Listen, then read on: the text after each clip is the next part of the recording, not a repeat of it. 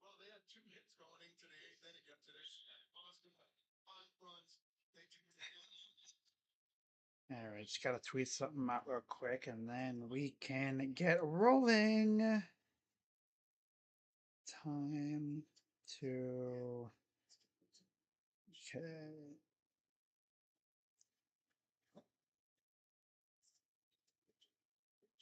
AR.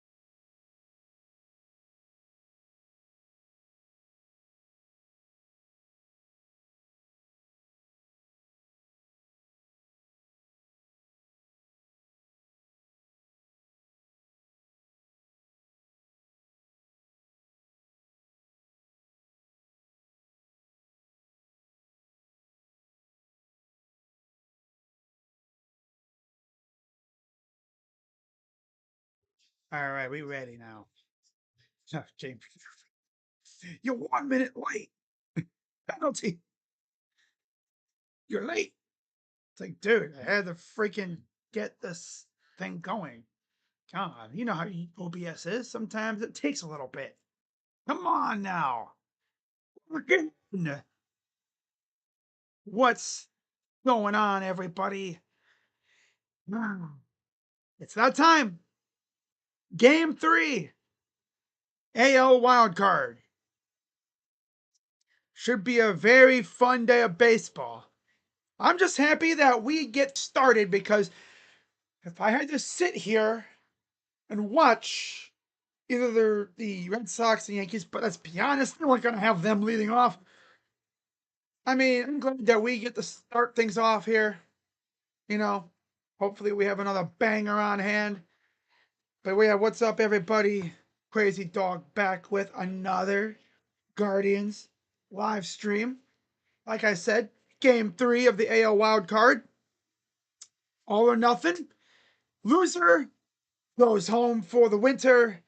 The winner faces Seattle. Lovely. Yeah. So anyways, got flies flying around in here, of course. So if you see me do like this, got freaking flies flying around in here.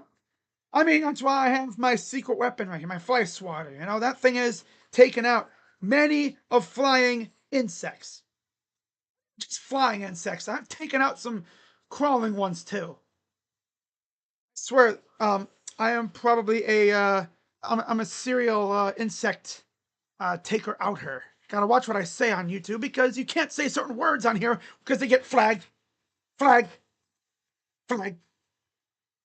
That's why when you watch some videos about, police stuff, they say unalive and they say all these other words. Because, the algorithm doesn't like when you say certain things. And it says, oh, he said the word. Nope. Nope. No more exposure for him. Nope. Shadow ban. Can we get good offense? I know Cleveland teams don't do that, but oh well. For the most part, I mean, just need us to score some freaking runs. Get a lead early and hope Slade can settle in. You think Detroit's going to leave 16 on base today? Damn. I mean, they left 15 on base yesterday, so it wouldn't surprise me. Anyways, let's get on with the starting lineups. First, for the visiting Detroit Tigers, and they have made a change when it comes to their leadoff man, as it'll be Gleyber Torres, the second baseman, leading off, followed by designated hitter Kerry Carpenter, batting third, right fielder Wenzel Perez, batting cleanup first baseman Spencer Torkelson, batting fifth in left field Riley Green, batting sixth in the squat behind home plate Dylan Dingler, batting seventh at third base Zach McKinstry, batting eighth is shortstop Javi Baez, And batting ninth, center fielder Parker Meadows. So they moved Meadows all the way from the leadoff to the number 9 hole. On the mound for Detroit, of course, is Jack Flaherty. As Slade Cecconi comes to the mound, the lineup behind Slade is as follows. Leading off in left field, Stephen Kwan. Batting second in right field, George Valera. Batting third at third, Jose Ramirez. Batting cleanup, DHing today, Kyle Manzardo. Batting fifth in center field, Chase DeLauder. Batting sixth at shortstop, Gabriel Arias. Batting seventh in the squat, Bo Naylor. Batting eighth at first base, CJ Kafis. And batting ninth at second base, Brian Rocchio. Low-key the hero from yesterday. So we are just about ready for first pitch. Let's get it on, baby. Winner of this series, or this game, faces Seattle on Saturday. Loser is done for the winter. What's up, Eric? 4.30 ERA, 132 innings, flat, 20 K rate for Slade. Do you think Mr. Krabs will spend money on this? Mr. Krabs? Oh my God. You talking about Dolan? Who knows? If we make a deep run, we might get a little present from Dolan. You never know with him. All right, so we're ready for the first pitch for game 3. The first of 3 games today. Of course, the Dodgers dispatched the Reds last night, so that's why we're starting a little bit later today, which I'm not mad about. Winner faces the Seattle Mariners on, I believe, Saturday. First pitch from Slade. It was a low ball one. And we're underway from the corner of Carnegie and Ontario Progressive Field. Overall, crowd looks a lot better than it did game 1. 76 degrees, 1-0 pitch. Swing and a miss. What's up, Jacob? This is actually Slade's first major league postseason start. Makes sense because he was, I believe, in the bullpen with Arizona when they made their run. 1-0. Here's the 1-1. Ball again. Already trying to do the nibble. Nibble, nibble, nibble. Yum, yum, yum, yum. Whoa. Yum, yum, yum, yum. Come on, Slade. 2-1 to Torres. Swing and a miss. Got to keep these hitters off balance. Because the moment they latch on to what he's doing, he might be cooked. Here we go. 2-2 pitch to Torres. Pitch. Did not offer. Full count.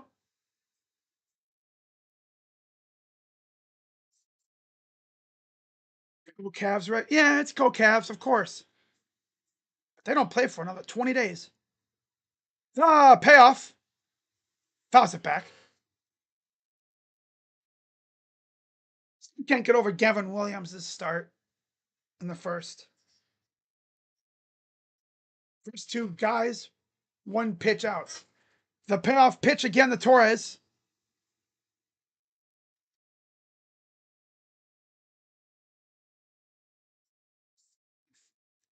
Here's the payoff. Pitch. To left, right at Kwan. 1 down. That was an atom ball. 5-2.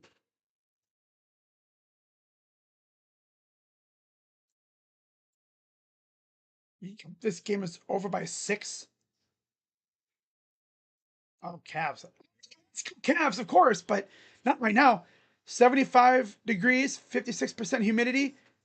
A little bit of wind. Not as big time as it was yesterday, which is low to Kerry Carpenter. Ball 1. Let's make Ann Arbor baseball fans cry. How about the whole state?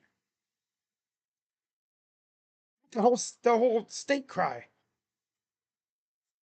If you ask any Tigers fan, they're probably like, yeah, we're probably gonna get, crapped on today. Even they're like, even if they win today, they ain't beating Seattle. Not playing like this. They're not beating Seattle playing like this. Seattle probably killed both of our teams. Just the word. I'm not talking about like person. Yeah. It's all about context, right? It's all about context. But literally, they would destroy either one of these teams, in my opinion. Maybe maybe the Guardians shock me if they make it and they actually take 2 out of Seattle and make it a 5-game series. 1-2 to Carpenter. And a miss.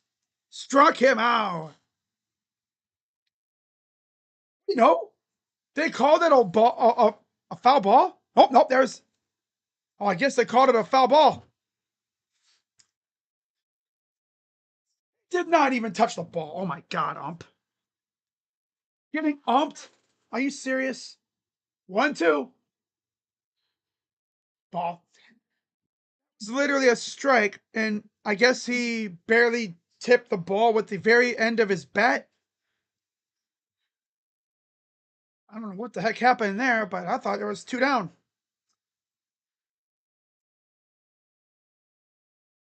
Once again, the 1-2, and now it's a full count. Oh, he's gonna walk him now. He's gonna walk him now because the ump sucks.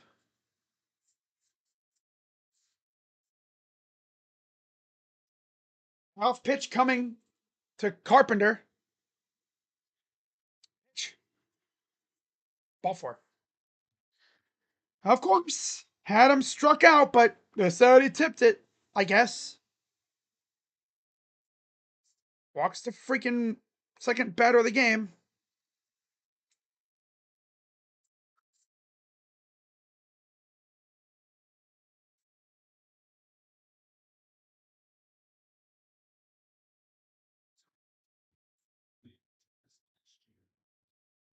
Pitch strike.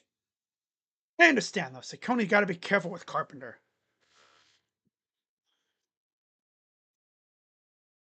Here's Wenzel Perez. Here's the 0-1. Come on, give me a double play here. Pitch. Fouls it off.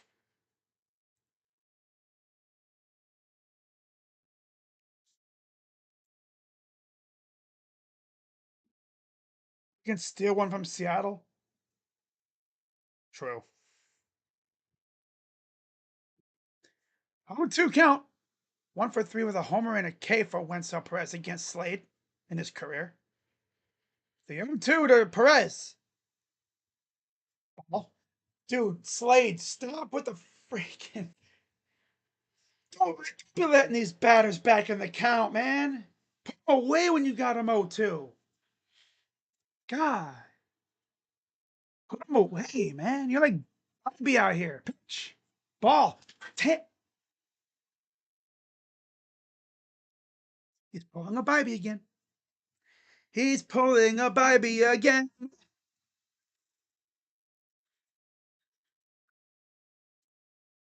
He's an 0-2, and then he freaking loses control.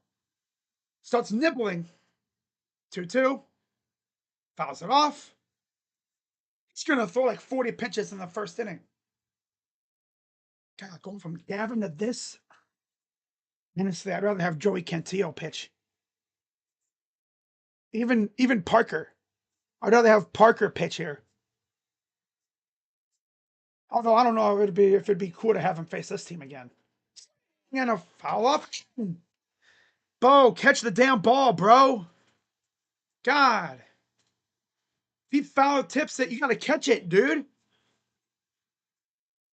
God.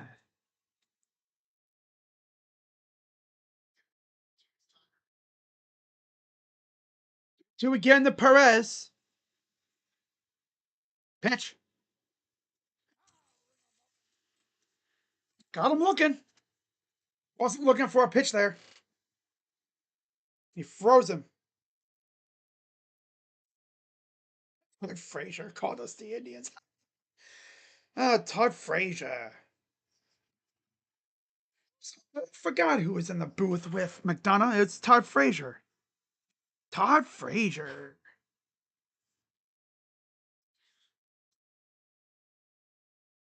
Here's Torkelson. First pitch strike. Gotta let Slade settle in here. I get he was being careful with carry, but you can't be doing that with a lot of these guys, man. Can't be just walking everybody. One ball. Tanner was pretty damn good yesterday.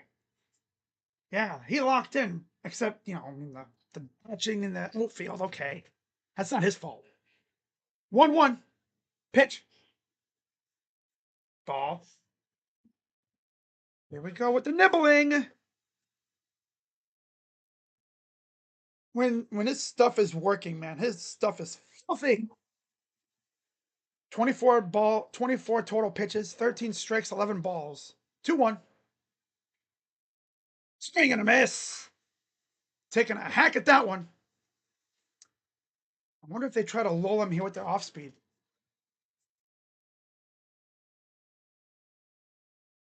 It was him doing his bullpen, just working on his delivery. His routine, I guess. Here's the 2-2. Coming to Torkelson.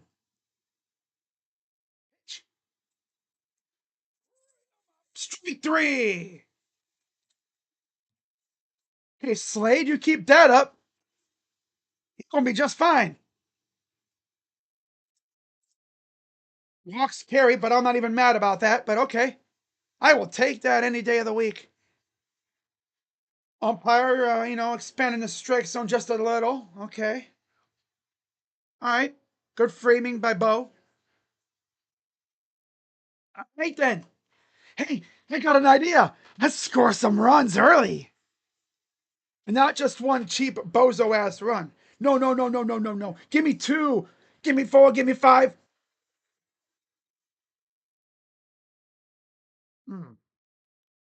Or like 6 or something. Just have a monster big inning to take them out of it. Slade Cecconi trying to be Picasso out here, like a little paint. Bob Ross. I mean, would that be a Bob Ross? Well, how about a Van Gogh sit down? Get it, Van Gogh? Go sit down.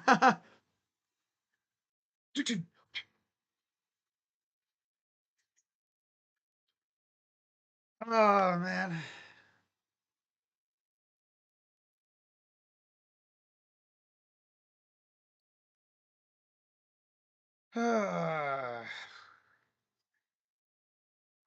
So let's see what the offense has for us.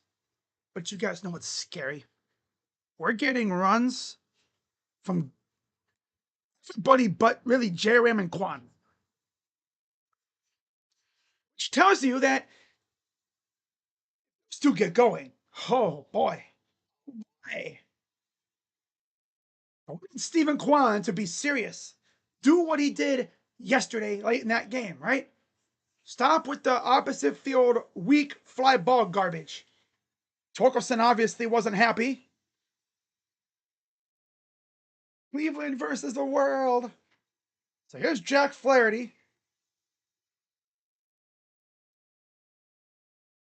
Who the heck's he pointing to? Probably the center fielder? I don't know.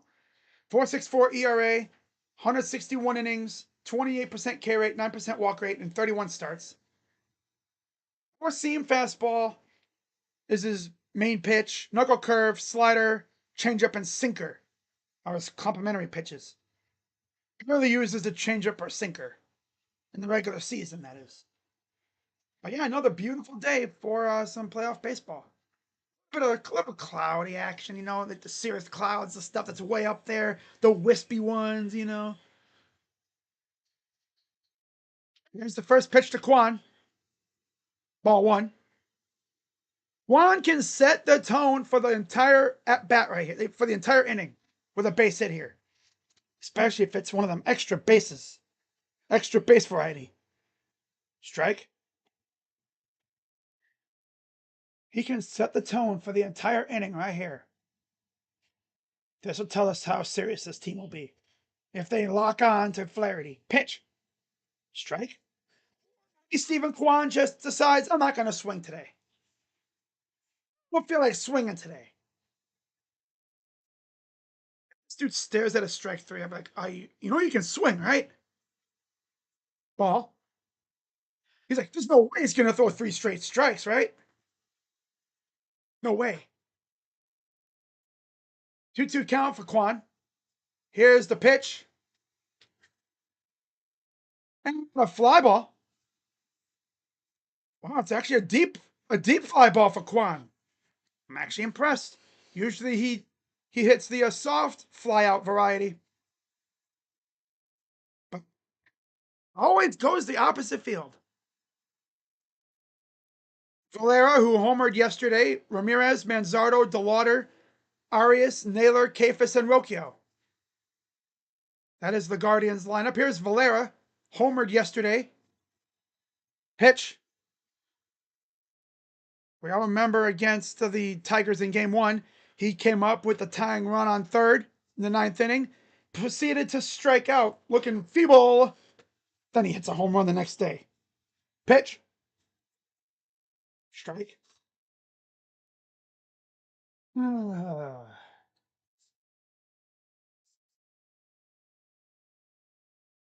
Here's the 1-1 to Valera. Little smooth grounder to third. Out number 2. Oh, yeah, it was like a soft little grounder, opposite field. So was Ramirez. Like I've said, he's been very quiet for the most part. In terms of like scoring runs, against Flaherty, 8 strikeouts, 4 on the four seam, 4 on the slider. He's 7 for 27 with a 259 BAA. First pitch is a ball. Honestly, I'm going to keep saying this. He is so due for a big hit right here, a home run or something. He hasn't done that in a while. Overall, 1-0. Ball. And if you Flaherty, you know that too. So you got to be careful. You throw a pitch anywhere in his like in a middle in, he's crushing it. You better hope he gets underneath it. 2-0. Number 3. You got fans like, just walk him. Don't even dare like throw anything anywhere near him. He's dangerous. He's dangerous.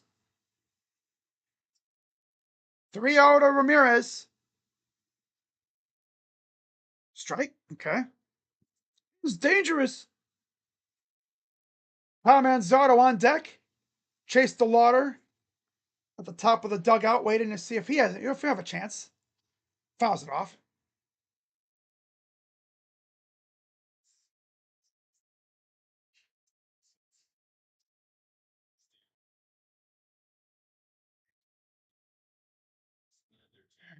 Is the payoff pitch again to Ramirez. Swing and a miss on ball 4. Yep, doing that garbage again. Swinging at ball 4 when didn't need to.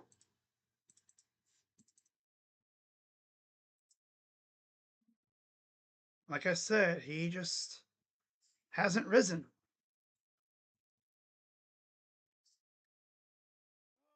When your best players are feeble like these guys are, it's hard to win games. You need other guys to step up. And luckily for us, other guys have stepped up. Oh, Naylor, Brian Rocchio. Okay.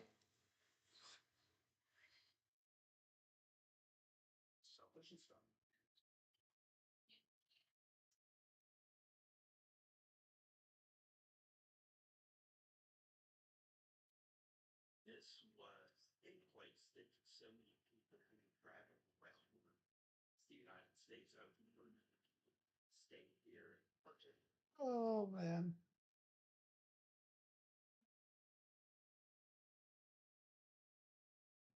I don't know how long Cecconi is going to be out there. If he can get us 6 or 7 innings, that's perfectly fine. As long as we get the lead, then I'll be fine. Especially.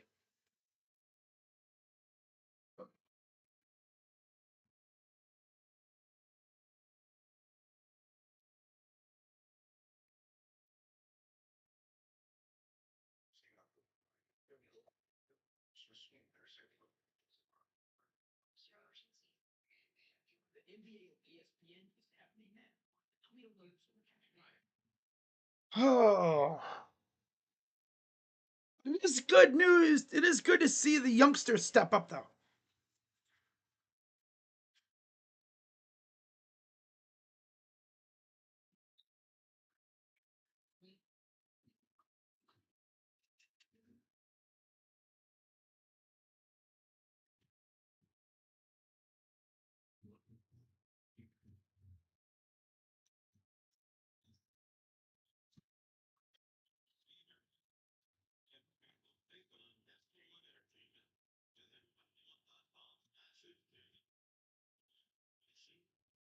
Oh my God!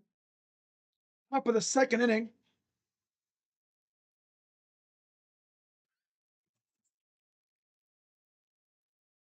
Oh my God, dude, that's funny. And here's a fly ball.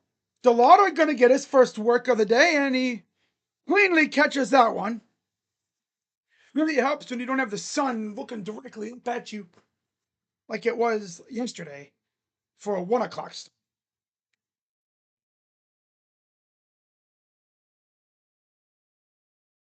Oh my God.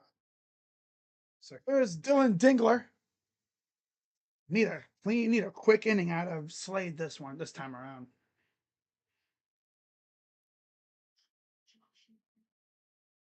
Pitch, strike.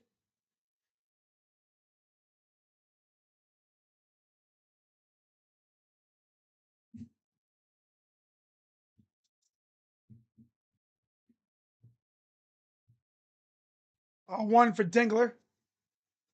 Had 13 home runs, 57 RBIs in the regular season.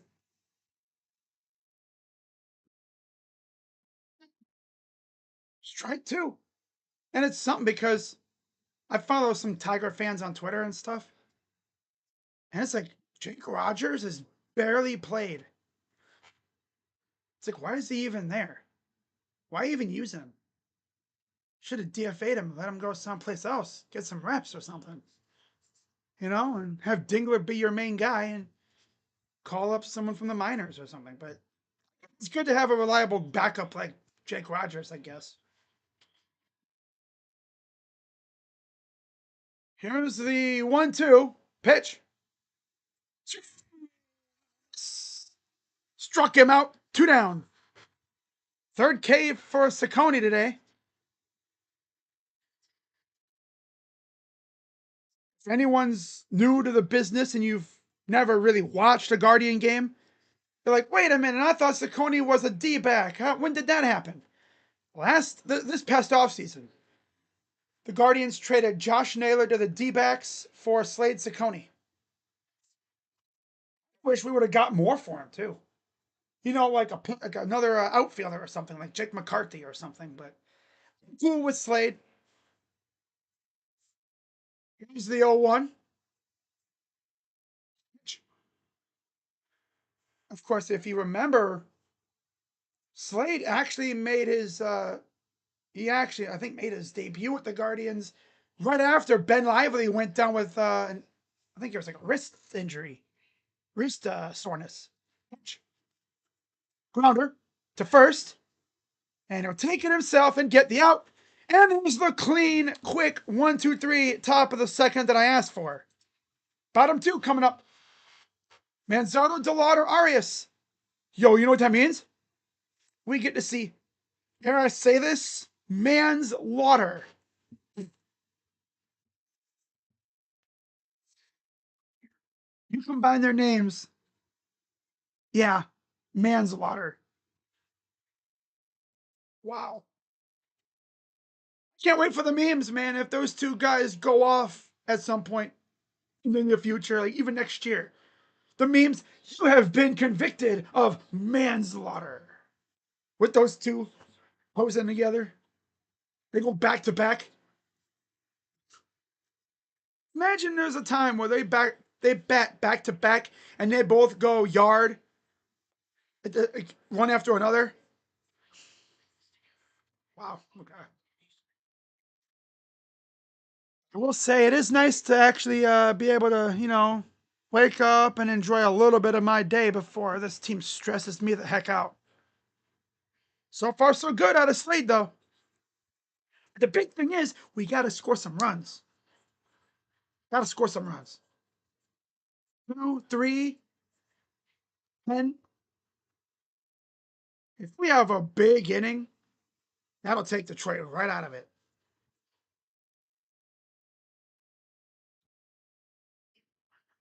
Can't let Flaherty off the hook either.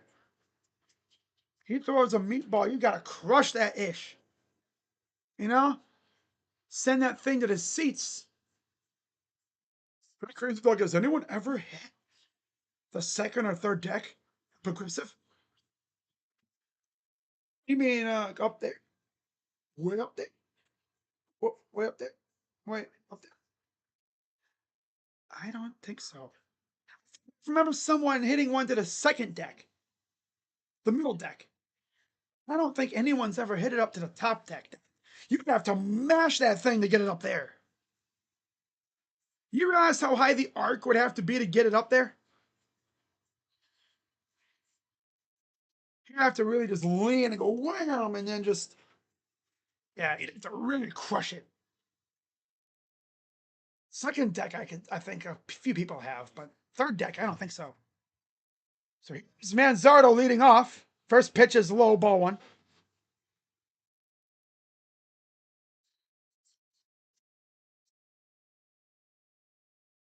27 homers, 70 RBIs for Kyle in the regular season.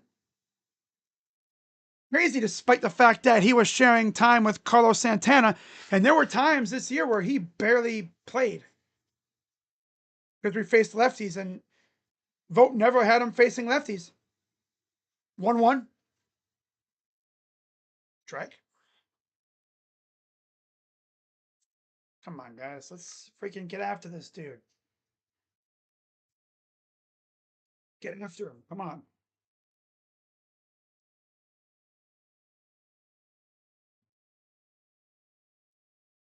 Here's the 1-2. Pitch. Swing and a miss. These dudes can't square up anything, bro. They can't square crap up for to save their lives.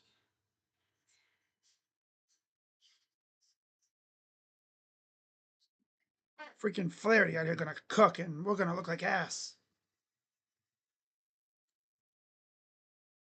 So here's Chase DeLauder. Had a good start to his career yesterday. A walk and 2 liner. Hit for DeLauder. His first major league hit comes against Jack Flaherty. He's gonna want that ball back. Time for your first major league hit.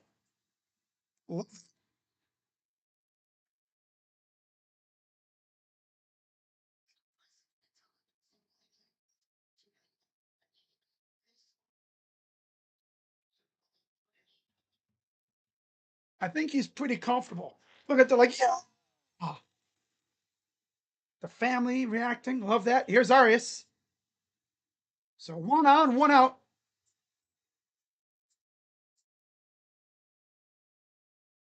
That's cool though. Love to see that for Chase. Here's Arias. 0-1. Strike. That's the only hit we're going to get this inning, most likely. Unless Arias runs into one here. It's been more Ari ass than anything at this point. He been stinky. Stinky butt, stinky butt, stinky butt cheeks. 0-2. Swing and a miss. Struck him out. Stinky butt, stinky butt, stinky butt cheeks. Stinky butt, stinky butt, stinky butt cheeks. At least DeLauder's looking good though. DeLauder's fine. So 2 down here in the bottom of the second.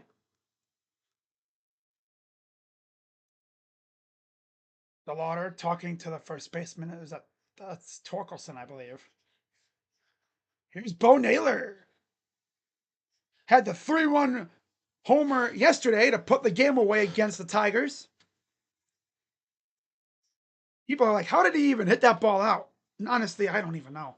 He had to run out and got that ball too. Pitch. Ball. Like he had to go out. He reached out and whacked it. You just imagine what he would have done if that pitch was in his power zone. Sheesh. There's Tom Hamilton on the call on the radio for the Guardians. 2-0. Swing and a miss.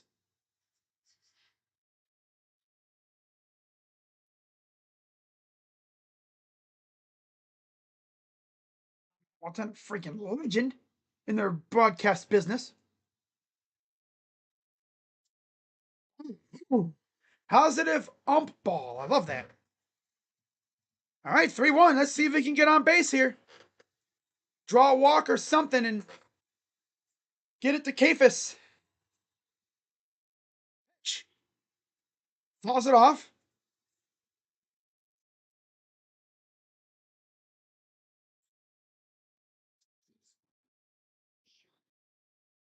This is from yesterday.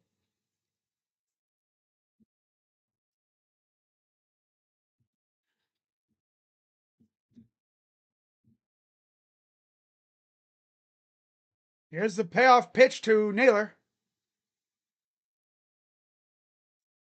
Fouls it off. DeLauder actually took off. Should have let it go. It would have been ball 4. But I get it. You know, he was trying to maybe put it in the left field. Let DeLauder run around a bit.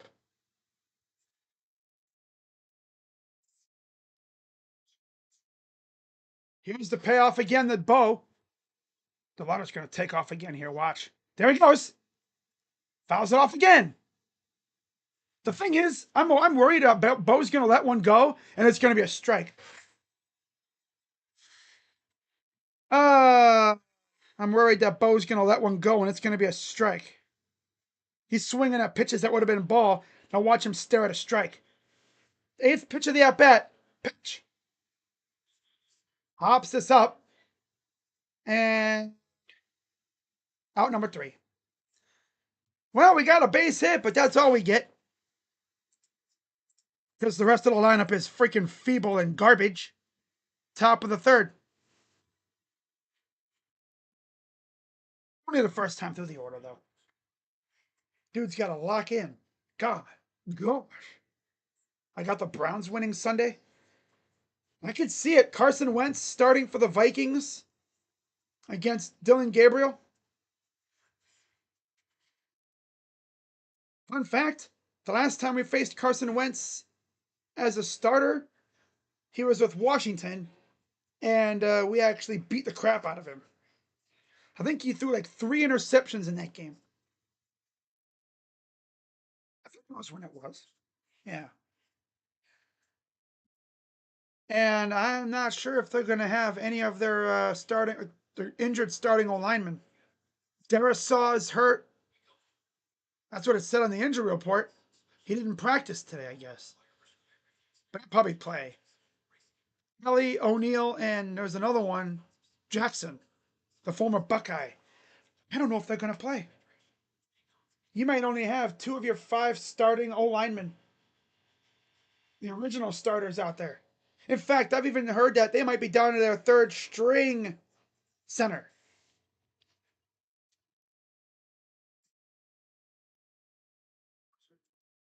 I could definitely see the Browns winning. I think Dylan Gabriel will give them a nice infusion of that youth energy. He can actually move around in the pocket, you know. He's not a statue. And if he's as mobile as he was, if they utilize his mobility like Oregon did, he could be dangerous. He could be a dangerous weapon for us. Maybe utilize some bootleg action. I doubt we're going to see him do a lot of RPO stuff. I don't see RPO as being a part of our action this time around.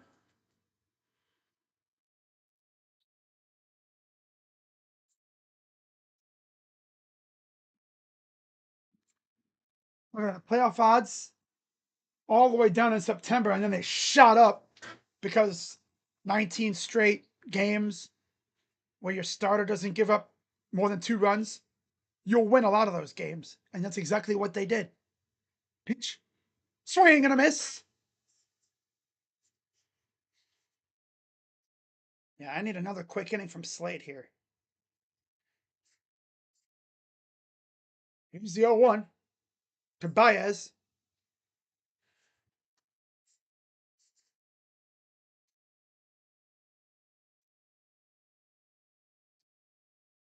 Here's the 1-1 coming to Baez, the 8-hitter. Swing and a miss. Crowd looks still filing in a little bit. There's Kafis over at first base. Ramirez at third. There's Bo. Come on. Pitch. Reached for it, fouled it off. 1-2 count. Yeah, I think Cecconi, if he can get us 6 or 7 innings, I'm good. Unless he's really cruising, then it's like, okay, all right. But you got to be careful in this situation, man. You don't want to test it too much. 1-2 coming to Baez. Pitch. He's really testing Baez's itchy finger, the itchy swinging finger. His plate discipline. 2-2 count for Baez. 20-7 in September. Wow. Grounder, foul. 40 pitches now for Slade in the first 3 innings.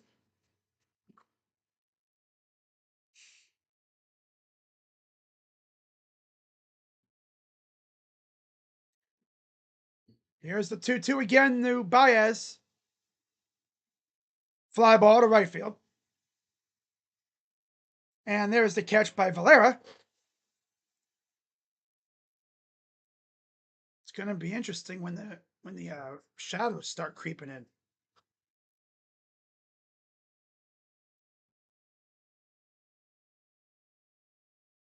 Overall, I'll say that the park is probably like 95%, 90% filled for the most part. Some empty seats dotted around, but some people just really couldn't get availability for this game. But I mean, I like a 3:30.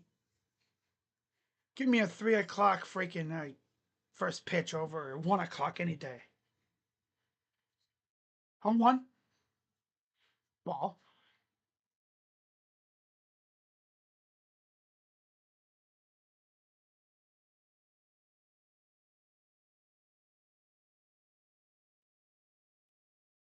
Heron already warming up in the pen. Bam. 1-1. Grounder. Base hit.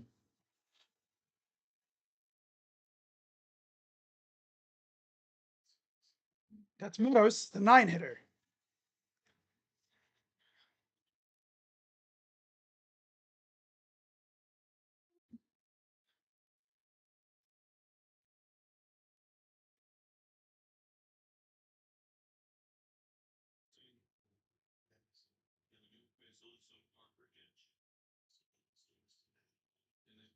So just 1 out.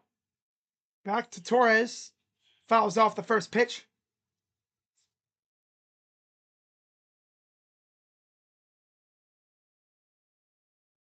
Ball for 1.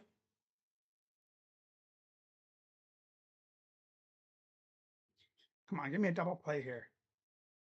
I want to have Heron up to face Carpenter. 0-1. Ball. Here we go. Now he's going to start nibbling again.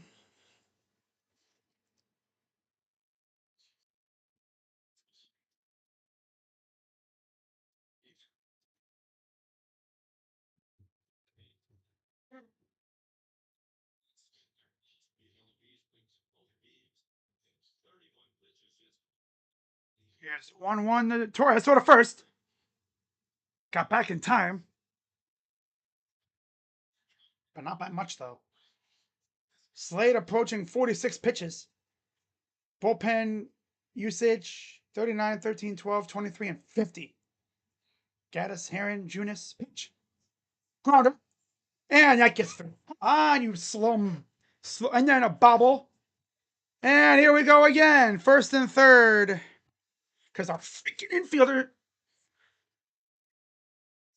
These guys. Did they just have their glove for advertisement or something? Decoration. Yeah.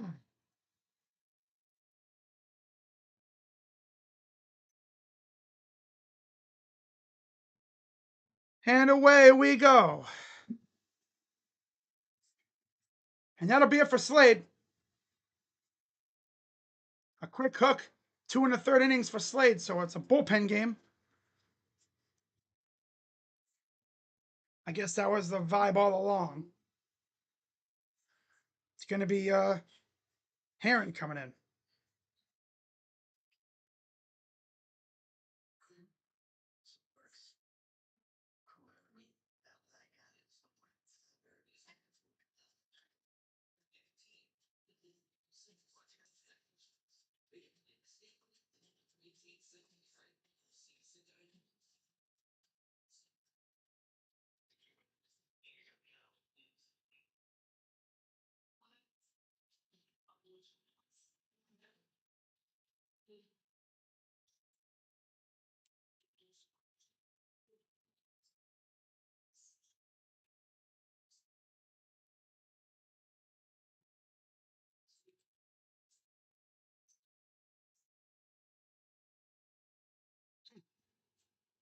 Guardians fans on Twitter talking about the Reds game last night because Tito starting Zach Littell over your stud youngsters like Lodolo, even Abbott. Thought Abbott was going to start game 2 all along, but Littell? Zach Littell? Not the guys, not two of the dudes that essentially got you in that position? You know, I mean, Lodolo is solid, but Abbott was one of the best freaking lefties in the freaking league, and you start Zach Littell? Oh, brother, Tito. And that Reds fans is what I call mush brain Tito. He loves his veterans. All right, well, let's see if the Guardians can slither out of this one. Runners on the corners, only one out, top of the third. They were 1 for 15 with runners in scoring position. They had 15 on base last game. That was a postseason record. Small village. Pitch. Strike. 4.85 ERA, 42 and 2/3 innings, 23% K rate, 15% walk rate. Here's the 0-1, the Carpenter. Grounder. Ball gets away. Give these guys gloves. Dude. Oh, blow, blow, blow, blow. I swear, these guys got gloves for decoration. Every time I look, they're bobbling balls. Man, use your glove. They got these gloves for decorations. I've never seen defense bobble balls like these guys do. God. Trying to be sexy with the backhand, huh? And that cost us a run, and they're probably going to score more. Feeble ass team, dude. Feeble ass team. They cannot use their glove. The gloves are just for decoration. They have no real use. Swing and a miss. They really have no real use. They're just there for decoration. I've never seen a defense bobble as many balls as these guys do. Bobble ball, bobble ball. Good for our pitchers.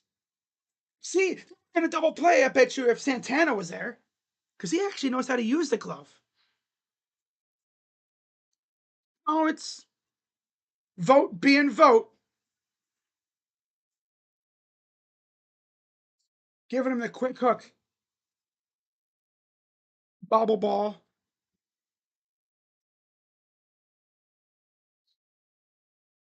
1-2 count for Perez. Still only one out. Pitch. Hops it up. Okay, guys, use your glove. Hey, you used the glove. Woo!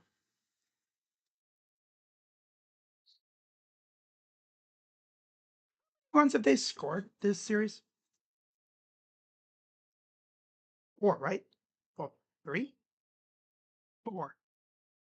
They've scored, I think, 4 runs this entire series now.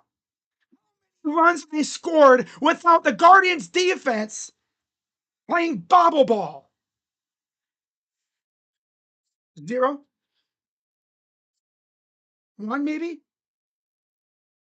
Game 1, you had J-Rod forgetting how to use his glove in right field. Then you had another goofy move. Game 2, yesterday, Slade bobble off the glove. That cost 1 run, I think, eventually. But yeah, these guys are derps, dude. Freaking pissing me off. Like, their gloves are just for decoration. I get my glove for clout. It's ridiculous.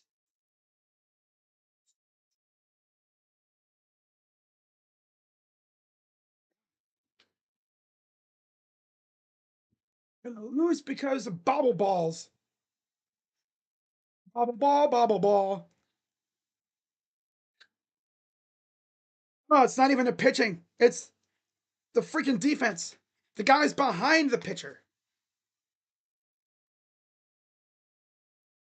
That's the thing. It's the guys behind the pitcher.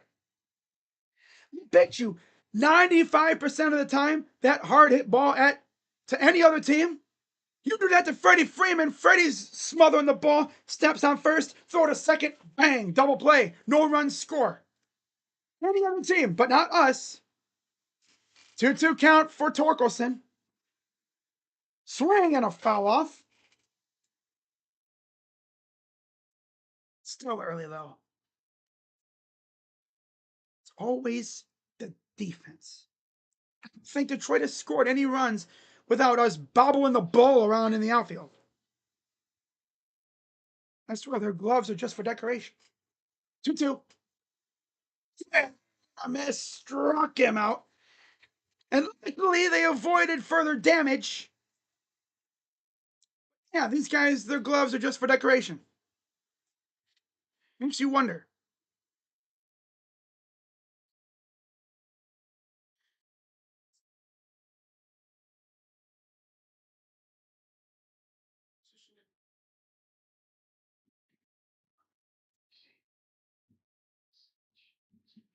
I'm hearing rallied in that one.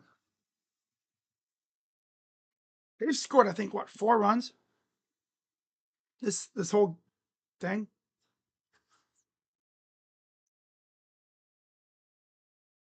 Yeah, because we beat them 6-1 yesterday.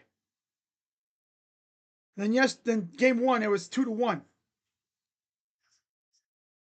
They can't score runs without us, our defense derping around and playing bobble ball in the outfield.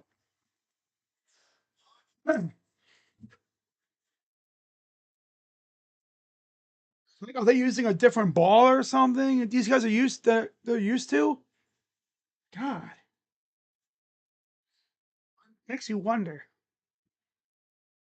Just doing this to piss me off. It's not even a pitcher doing anything wrong. Ball was right at Cecconi. Not Cecconi, freaking Kafis.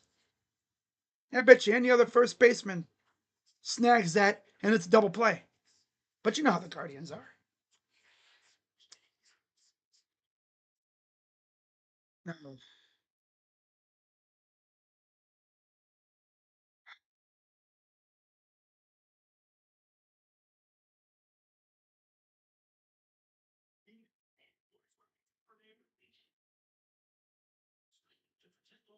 Bobble ball, bobble ball. All they do is bobble ball.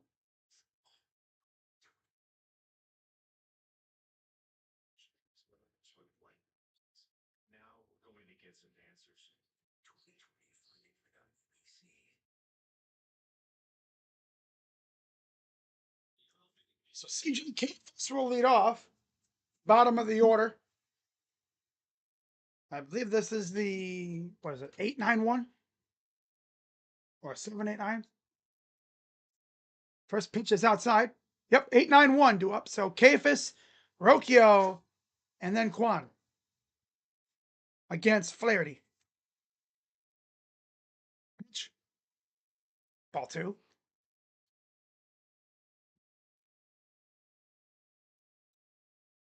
One's out here committing freaking dumbass errors. Usually it's the Tigers that have been so defensively stupid. Pitch. Liner into, but foul. It's always foul. Thought I might have been able to sneak that into the corner, but hooked it way too much. Had a good look at that one, too. That would have been a double. That was double city. 2-1 coming to Kafis. Snagged by the shortstop. Always. The shortstop. Always right into the glove. Perfectly hit on the screws. Got a little arc to it. Nope, right into the glove. It didn't go into the glove. Rocchio yesterday hitting that nuke out of nowhere. Rocktober. Does Rocktober continue here? One down here in the bottom of the third. First pitch is a strike. Yeah, we would get shut down by freaking Flaherty.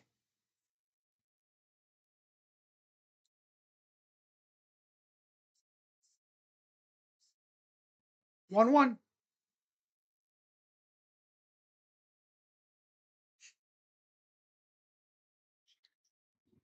0-1. Love the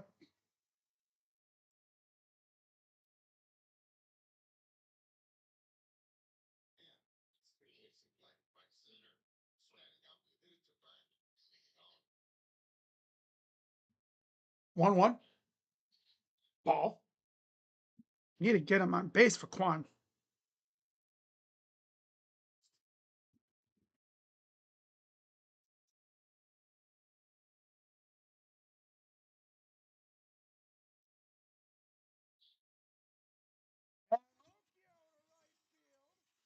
Foul. God, stop hooking the damn ball so much.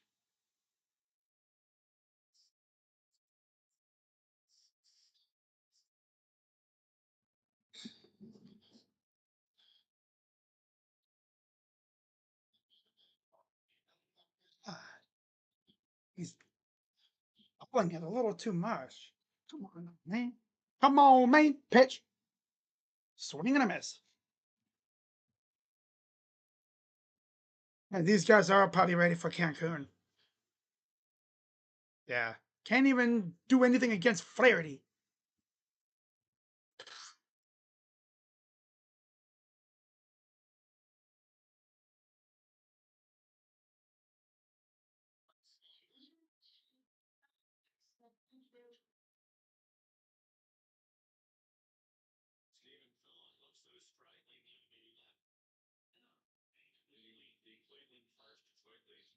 One nothing Detroit here, bottom third. Here's the 0-1 to Kwan. 0 for 1. Ball. It's still very early. Be nice if we can get an extra base hit.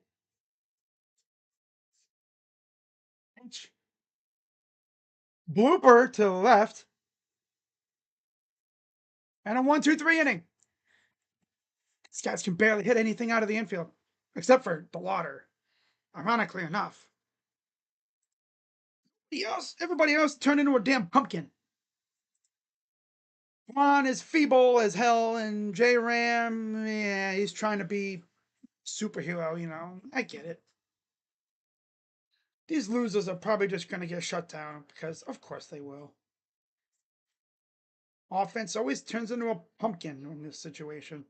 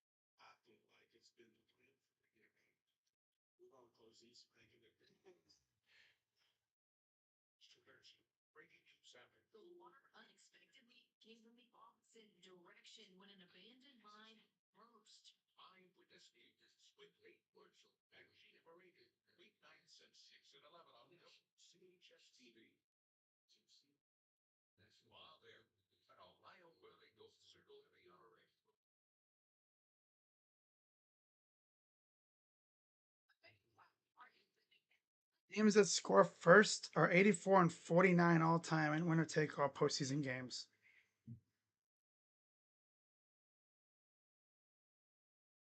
These dudes are ready for golf.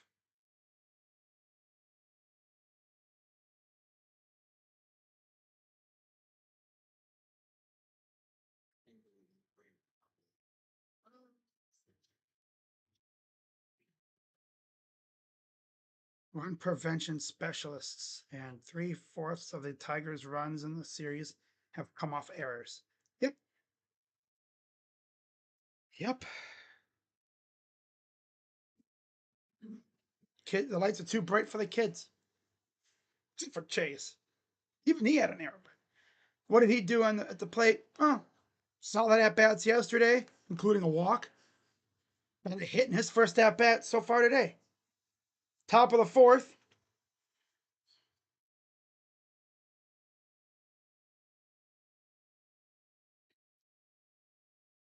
Yeah, how about you guys hit some balls into the gaps?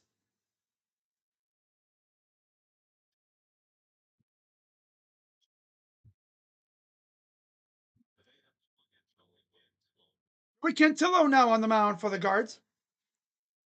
I think he could easily give you maybe 2 or 3 innings. Maybe one time through if you really, really want to. 34 games, 3.21 ERA, 95 in the third innings for Joey C. Was primarily a reliever. Then they threw him into the rotation. I believe when Luis Ortiz got pinged for gambling. 2-0 to Green. Fouls it off.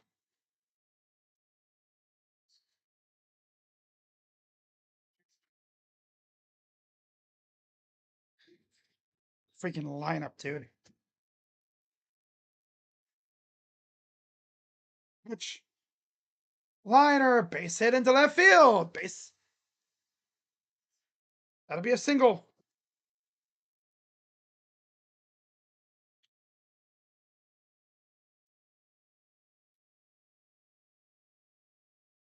All got away again.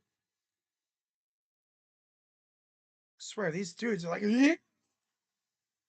Like, why is our defense so ass?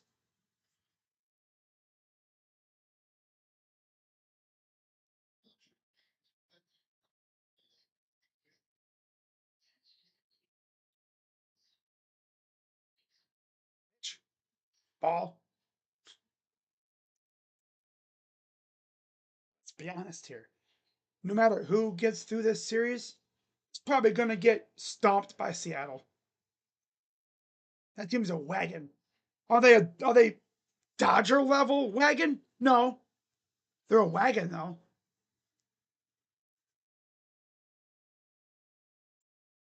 I can't wait for an off season where the front office does nothing again, and yeah, then we get to see Valera and DeLauder start off in AAA. But no, actually, what they're gonna do is they're probably just gonna sign a couple random dudes that we've never heard of to minor league contracts.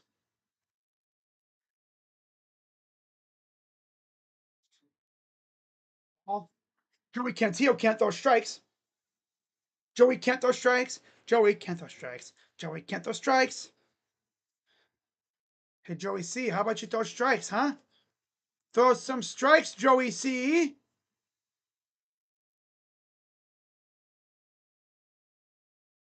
Is it off?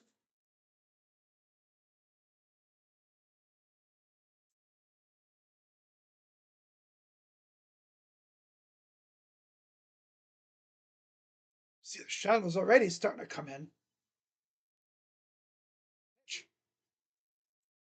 Swing and a miss, struck him out. There's your first out of the inning.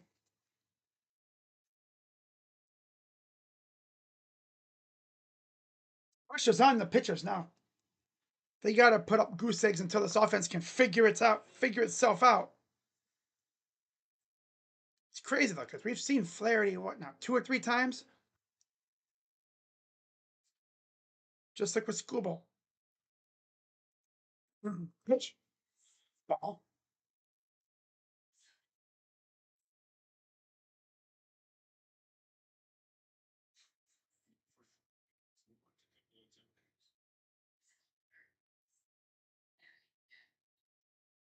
Pitch. Ball. Automatic 2-0 count for Joey Cantillo.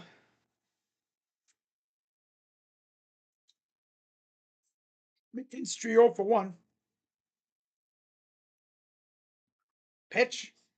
3. Oh my God, this dude literally can't throw strikes. Come on, kid. Can't afford to have any other runs score. Our offense is already feeble enough as it is. Pitch. And he walked him. Oh my God, Joey. Great job, vote. Good choice. Good job, voter. One honestly was probably a strike, but Ump didn't want to call it. Classic. Here's Baez. Oh, joy. Can't wait for the ground in a double play that isn't a double play. Oh.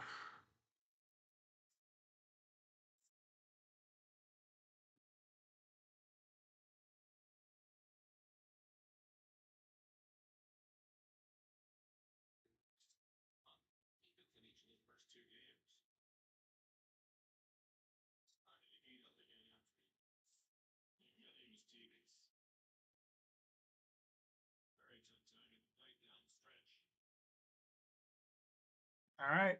2 on, 1 out. Pitch to Baez. Strike. Got to be wary of a potential double steal here, too.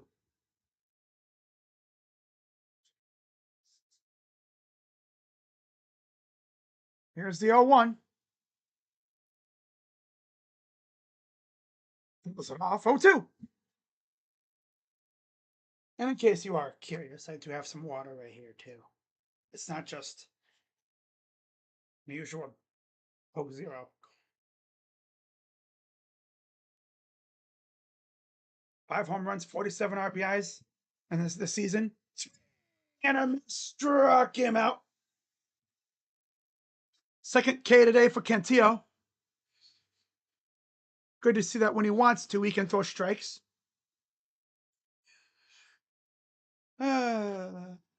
I mean, I'm curious to see what our rotation and stuff looks like next year.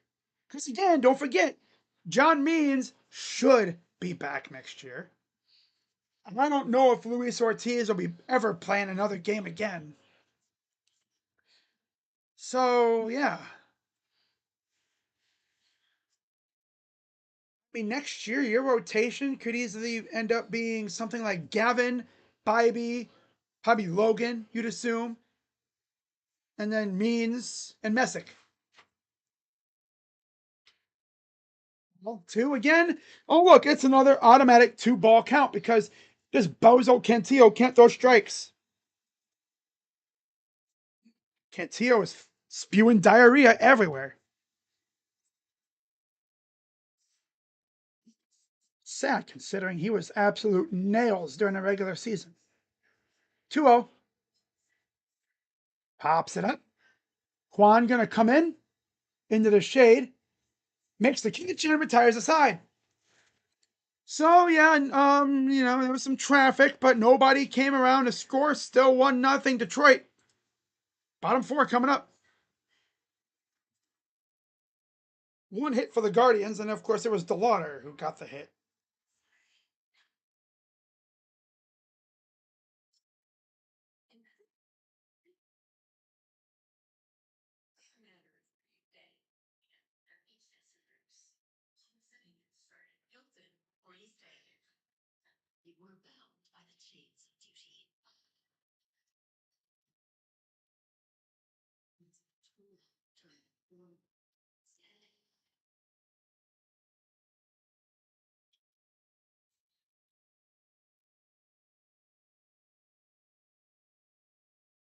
Roberto Perez threw out the ceremonial first pitch today.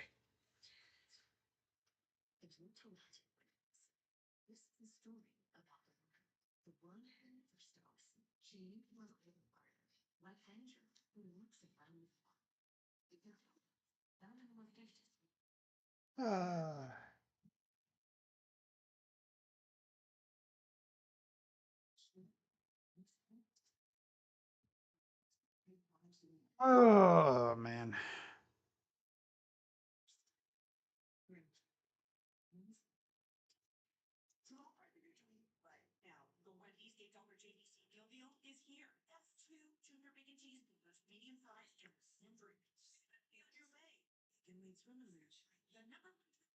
Only one hit, and it came from the kid, DeLauder.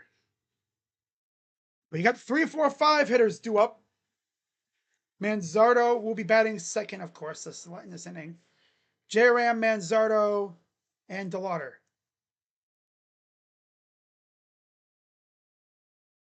Yeah, I don't expect Flaherty to be out there too much longer.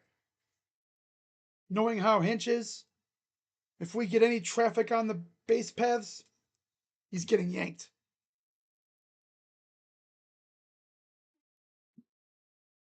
There's Riley Green. There's Meadows, Torkelson and company.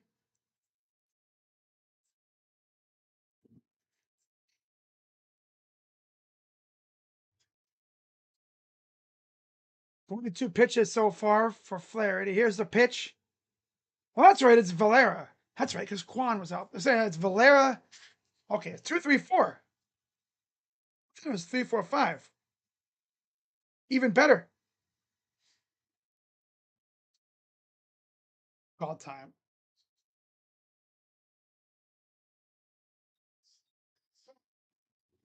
0-1. Pitch. Ball.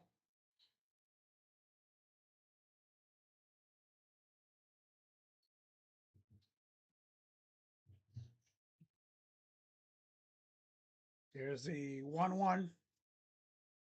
Ball 2.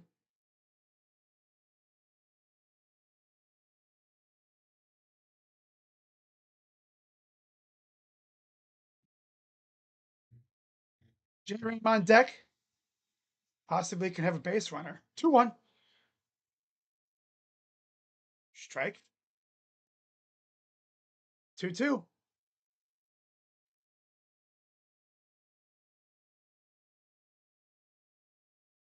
A 2-2 pitch. That's going to be a base hit. And Valera's going to scamper to second. He'll slide in with ease. Leadoff double for George Valera. Freaking kids, man. Quan and J-Ram need to follow their freaking lead, dude. Come on. You're getting carried by dudes who've only been on the team for like a month. Why? I love it, though. I love it.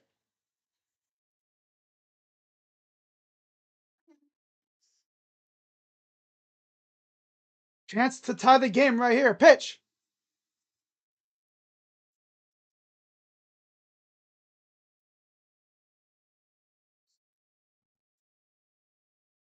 One 0 count. Pitch. Ball.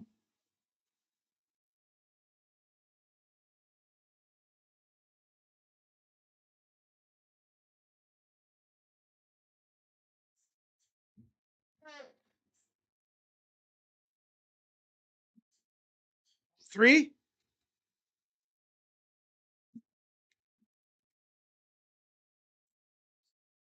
Come on, J-Ram.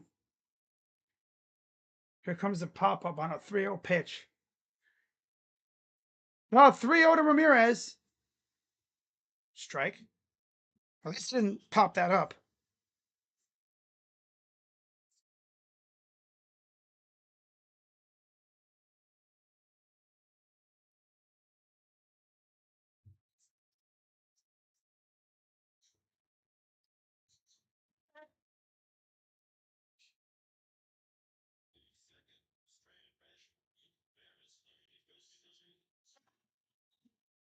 3-2 now. This loser would go to a freaking full count after being up 3-0. Off pitch to from Flaherty. Throw base. Home. This game is tied. Let's go, J Ram. There you go. Hell yeah.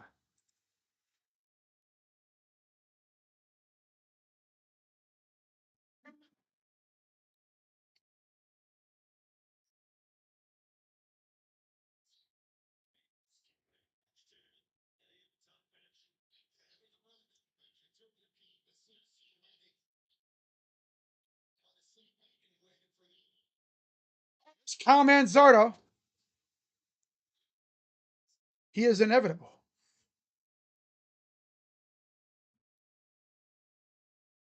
Here's the 0-1 to Kyle. Pitch. Ball.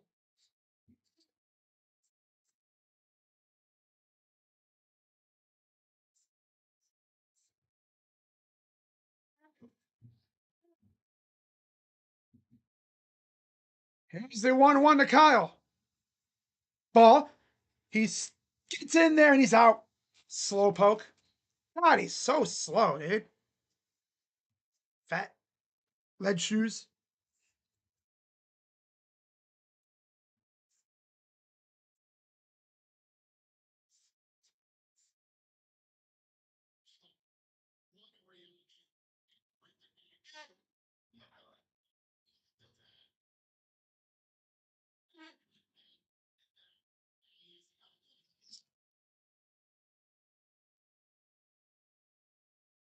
God. But it's still 1-1 though.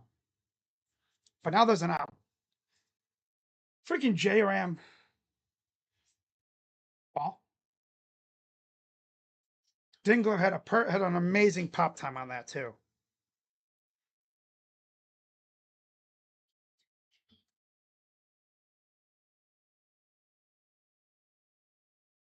Is it off?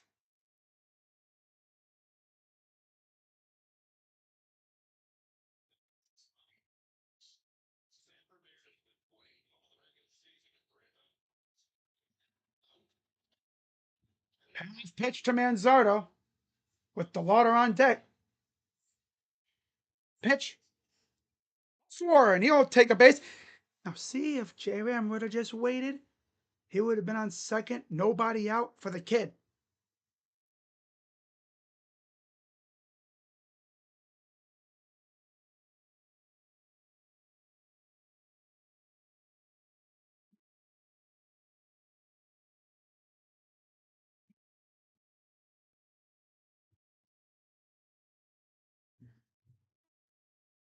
Yeah, second and third time through. Heesh.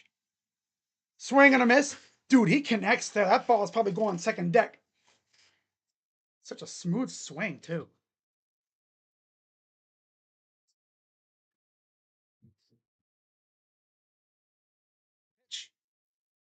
Chopper.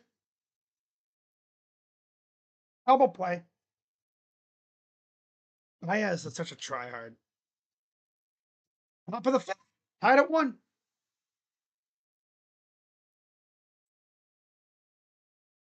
He hit it literally right at him.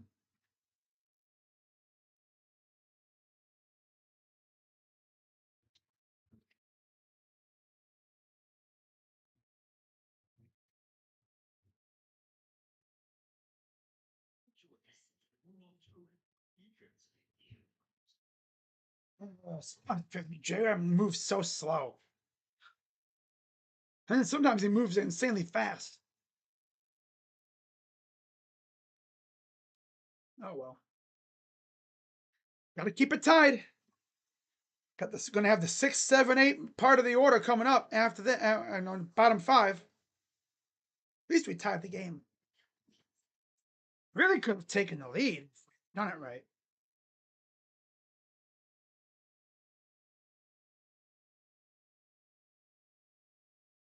Uh,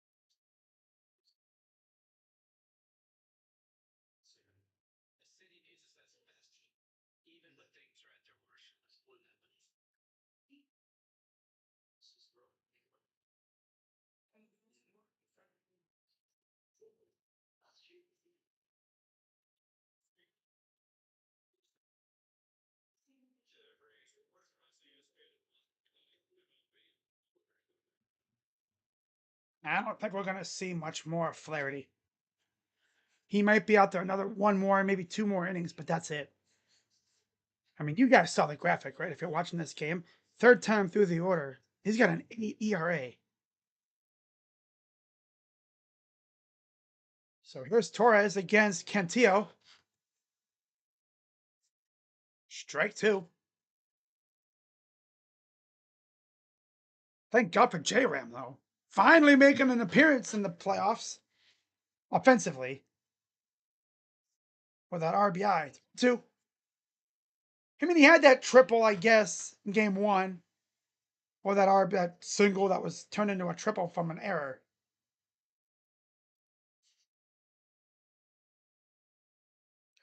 1-2.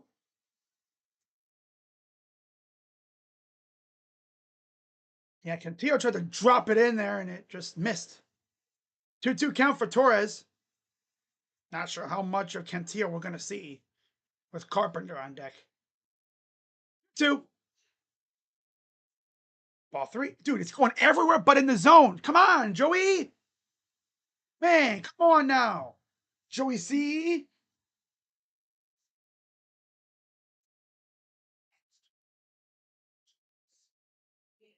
Torres was signed this offseason, formerly of the Yankees. We all saw how good he was with them, right? Struck him out. One down. Third K for Cantillo.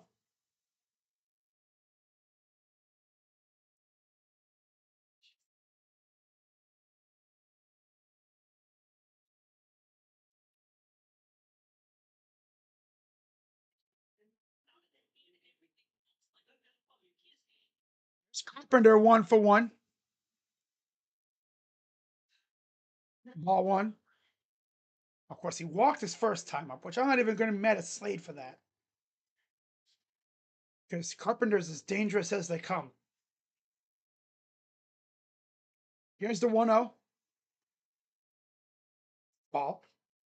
I think. Yeah, 2-0. There's a look at sunny Cleveland. View from the right field side. 2-0. Yo, can we show the freaking pitch? Why are we got cam? I can't see. 3-0. He's going to walk him.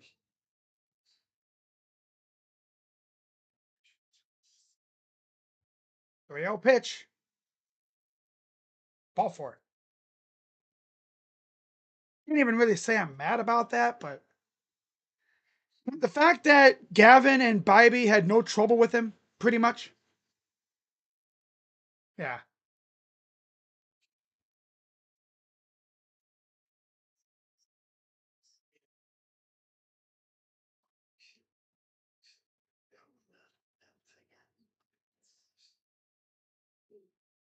Perez fouls off the first pitch.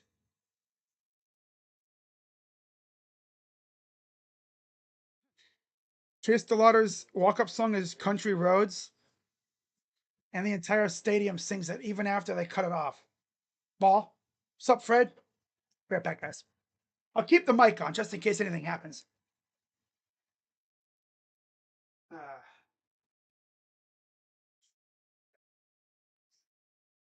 Pitch. Ball. Dude, Cantillo, bro. God. Those strikes, dude. So freaking hard about throwing strikes. God, it's like freaking rocket science to this kid. She ain't gonna miss. Got lucky there because Perez got a little too aggressive and he swung at that one. Not sure if he'll be able to get him to bite on another one. 2-2 count for Perez. Everyone on their feet. A double play would be huge here. 34 total pitches so far for Joey C. Pitch. Chopper. 1, and there's 2. Just like what the doctor ordered.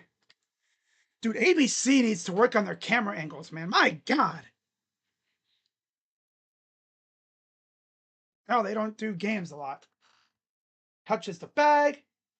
Yep. Double play. Bottom Bottom 5 coming up. I asked for a double play, and we get a double play. I'm doing great, considering the fact that my team is fighting for their playoff lives today. Thank God Rokio is actually not horrible when it comes to actually making plays. Yeah, I called it. I said double play would be great, and booyah.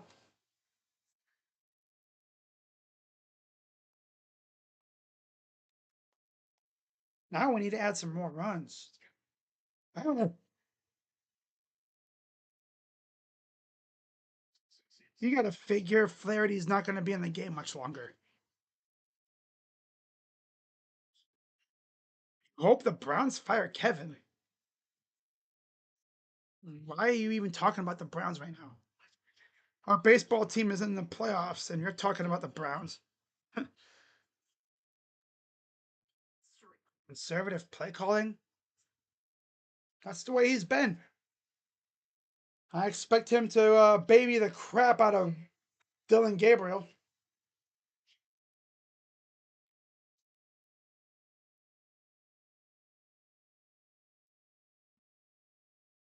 I think Tommy Reese draws up the play, and then Kevin calls it.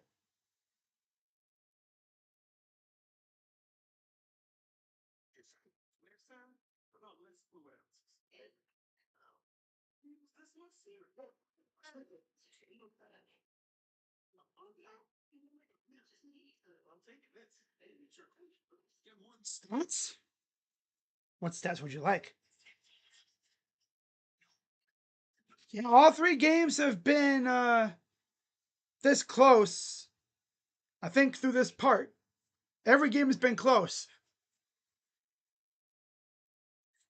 I think it's more or less just the fact that both offenses are beyond feeble and both pitching staffs have been solid.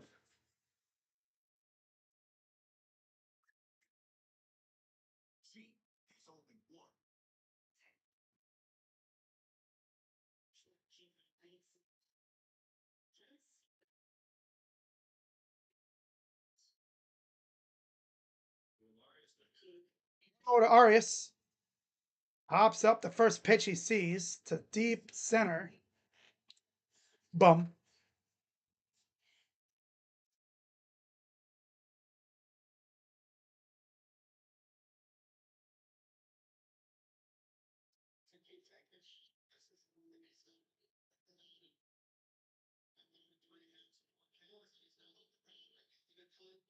Arias is damn near useless. And they got Finnegan warming up and Tyler Holton. Bo Naylor. First pitch is a strike. Of course, if that was our guys on the mound, they would have called that a ball.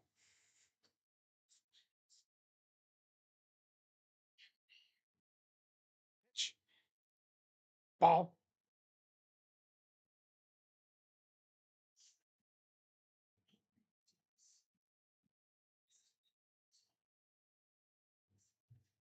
One. Strike. So again, another guy that's just going to be like, I'm not going to swing. 1-2 count. Pinch from Flaherty. Ball. 2-2. But yeah, Arias is useless. It's been more useful than Arias.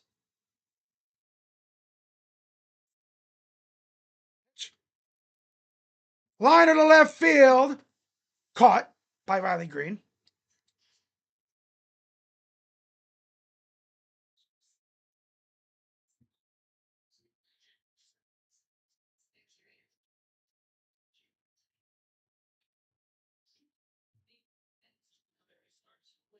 Five flyouts, 4 groundouts, and 4 Ks.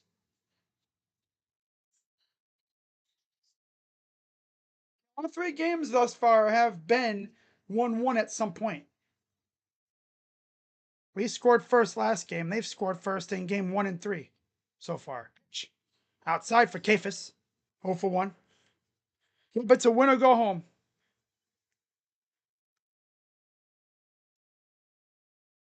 Yep, winner faces Seattle. Here's the 1-0.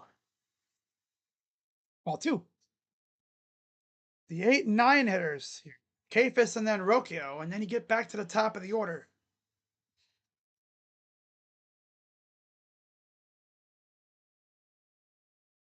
Here's the 2-0. Strike. Again, if the Guardians were on the mound there, that would have been a ball. But it's a strike because this umpire doesn't know what the hell he's doing. 2-1.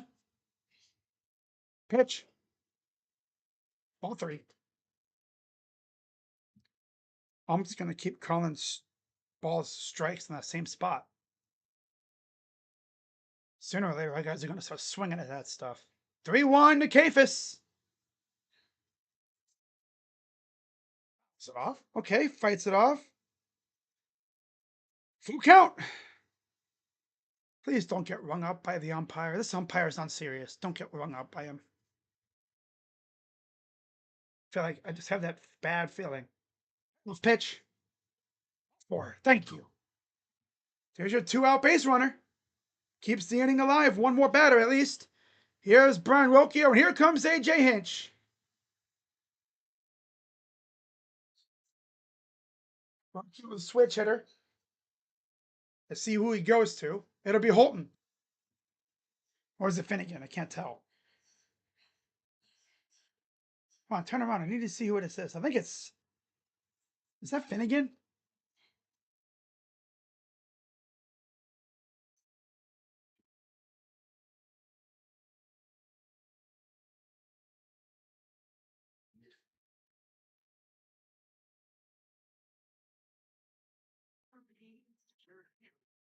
Oh, man. So both teams in the bullpens now. It is once again a battle of the bullpens.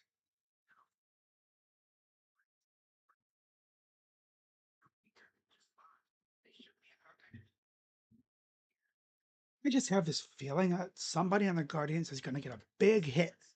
Maybe it's Rocchio. Rocchio hits another homer right here. Oh. The legend of Rocktober continues. Rocchio statue now.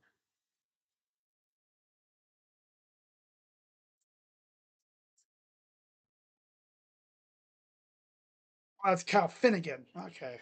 The former National. Probably the one trade acquisition that's actually worked out for the Tigers. The other trade acquisitions that they've made all kind of low-key stink. In fact, Charlie Morton's not even there anymore. They got rid of him, I think, a few weeks ago. I mean, to be fair, when I saw the moves they made when they made him, I was like, what are they doing? I mean, you needed a starter because Reese Olson got hurt. So okay, you go out and you get Charlie Morton and Chris Paddock. Unserious. It was like us getting Alex Cobb last year. Speaking of which, Alex Cobb is on the Tigers, but I don't think he's pitched at all. Maybe a couple rehab starts, but that's it.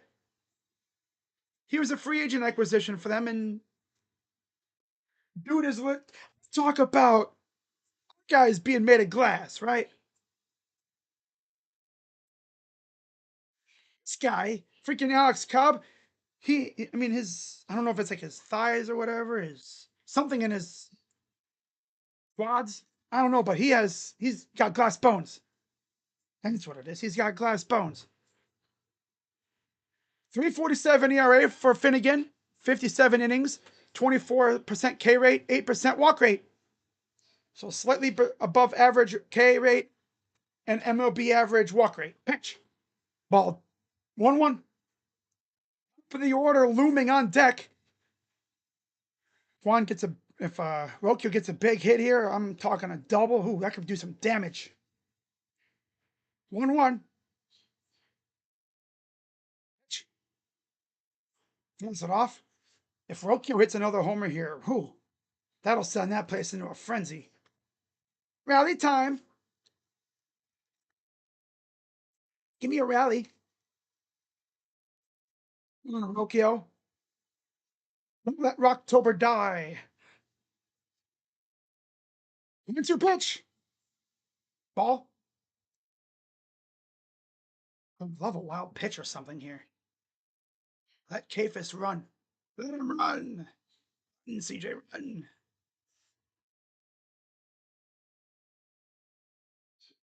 Here's the 1-2 pitch coming.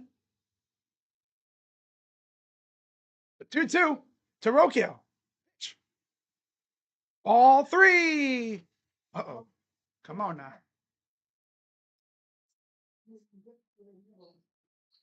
Full count for Rocchio.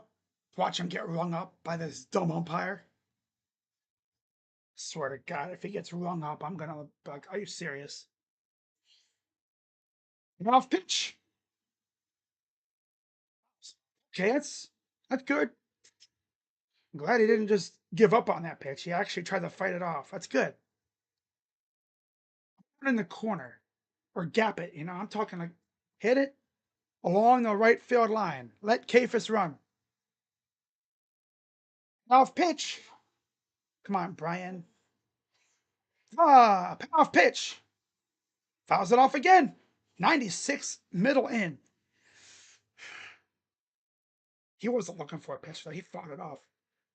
If he was, he would have went been like fouls that way. Wait. Now he wants to go wait.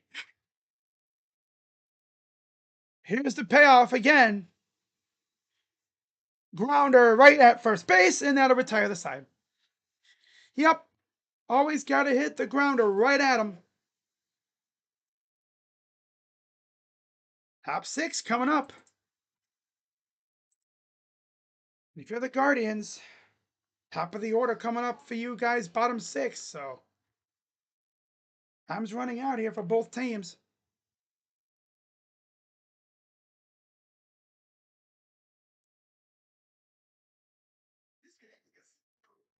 What's she saying now?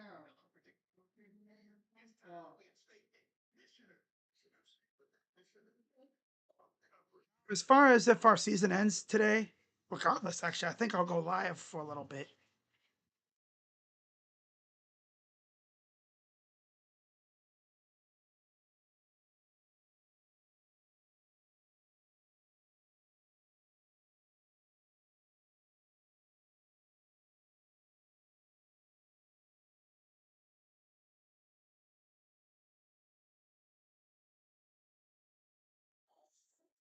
Oh,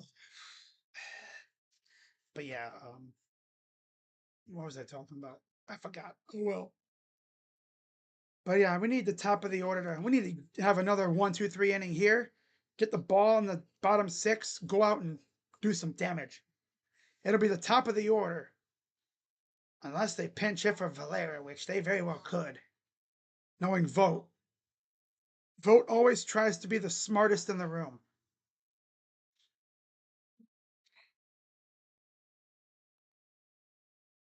Yeah, winner of this series faces Seattle, starting on Saturday. Now, the problem is Guardians win and they advance to face Seattle, and that game is like a later game. I don't know if I'm going to be able to do it because I'm doing the Buckeyes and Gophers. But what I might do, I'll put a little scoreboard up at the top right of my screen up there, just so we can keep track. Because as much as I love the Guardians, the Buckeyes, they're a banger, you know. And it's a night game, so I mean, if it was like a random ass, you know, non-con game against some scrub, I wouldn't do it. Or like even if it was like a game, I was like, yeah, we're gonna win. It's Purdue or something. It's Minnesota at night. So 0-1 count against Torkelson. Pitch. Blooper into right. Right at Valera, who reached out and made the catch.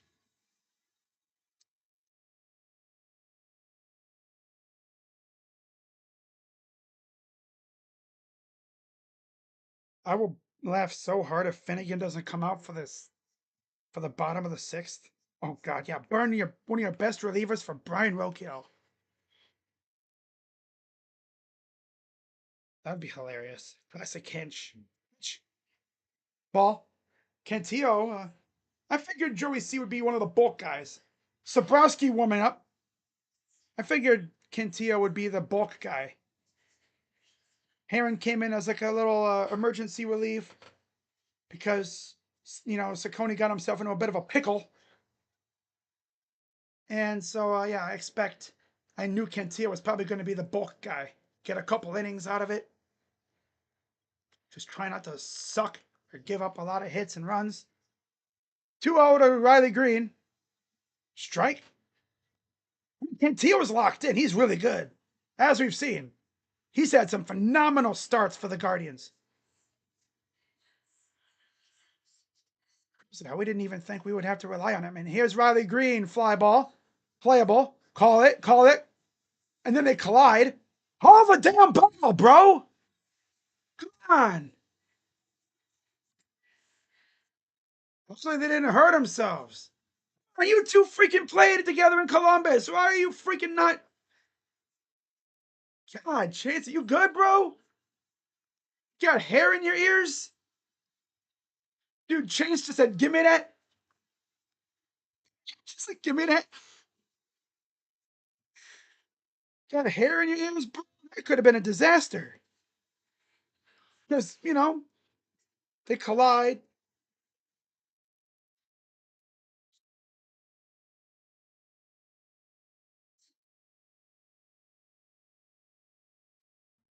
Two down here, 1-0 count against Dingler. Strike. Come on, you two know each other. You played together in Columbus. What are we doing here? I don't know how often Chase was in right field, though, but yeah, they played together in Columbus. And they were both injured most of the time, but still. And Dingler to left. And it's gone. Good job, Cantillo, you bum. Giving up a homer to Dylan Dingler. Are we serious? I knew when Kwan kind of backed away from the wall and looked up, I knew that was.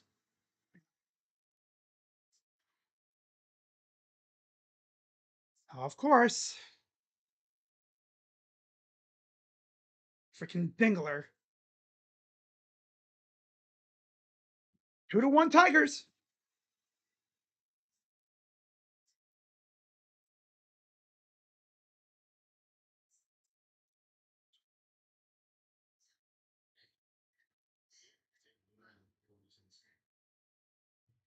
Broski's going to come in.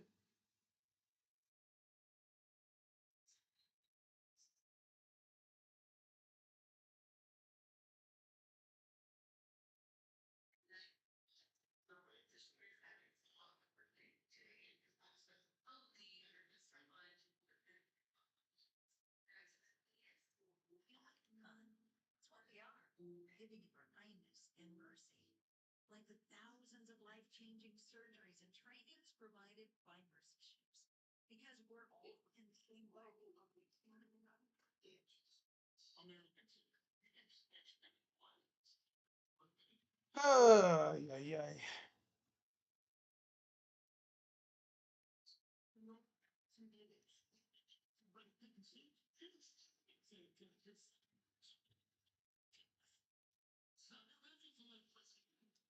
Angler, of all people.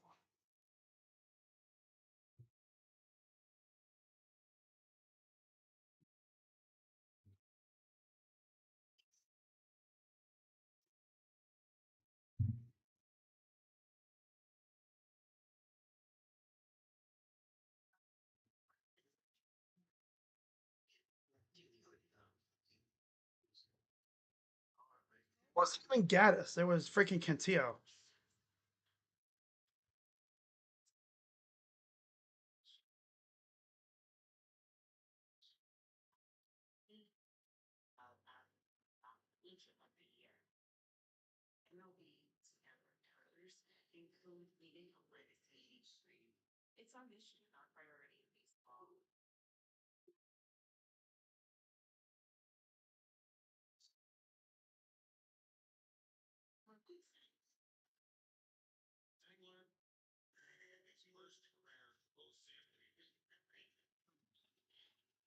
Here's the lefty Saprowski, first pitch strike.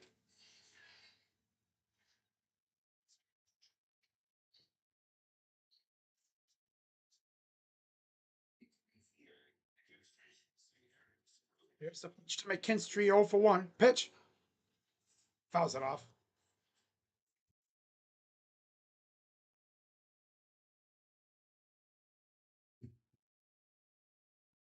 .184 ERA in 33 games, 29 and 2/3 innings, 35% K rate, 17% walk rate.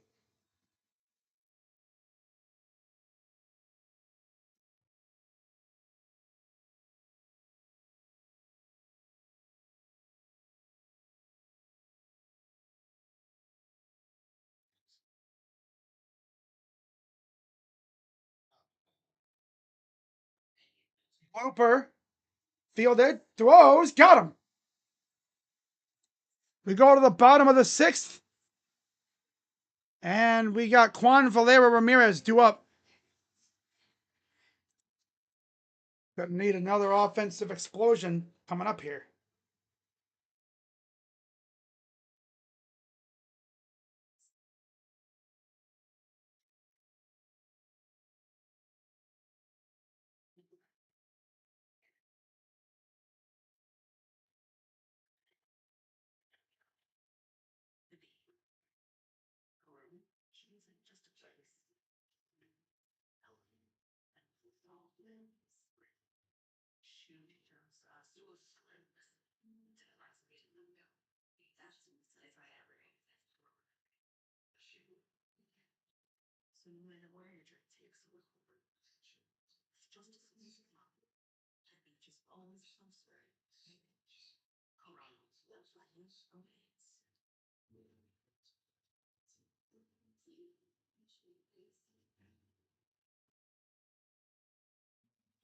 Maybe you shouldn't leave Joey C out there so long, right? Appreciate Joey C for giving us them innings, but my dude, throwing a how stinky of a pitch was that he threw? People on Twitter saying that was a stinky pitch. Meaning a good way, of course.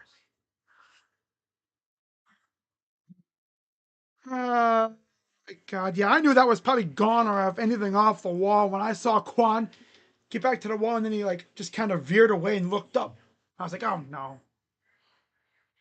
Kind of hoping like it barely derped off the wall. Let's see here. Middle high, yeah, you don't want to do that. It was like belt high. Like literally, it was even with his belt. Can't throw a pitch there. Can't do that. You can't do that. So here we go. Stephen Kwan leading off here in the bottom of the 6th. Let's see if the Guardians have a response in them. They've usually had a response. Hasn't been much, but they've usually had a response. But with the top of the order, this is the time to do it.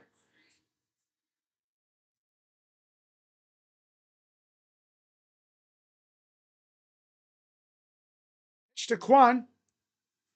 And yes, Finnegan is still out there. If Kwan can get a leadoff base hit, that'll set us up perfectly.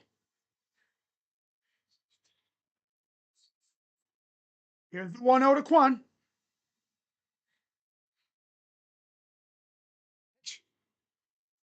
Strike.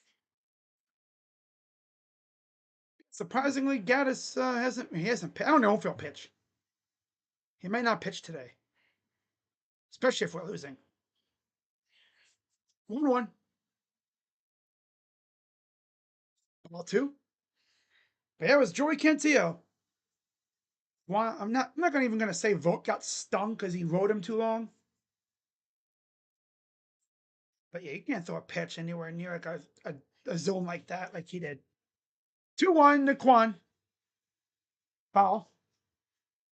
We all know if that was a fair ball, that would have been right into the glove of the third baseman, because that's all we do. Here's the 2-2 to Kwan. But yeah, regardless, I'll have a series recap. Pitch. Whoops it. This might be trouble. Nope, of course not. Because they catch everything.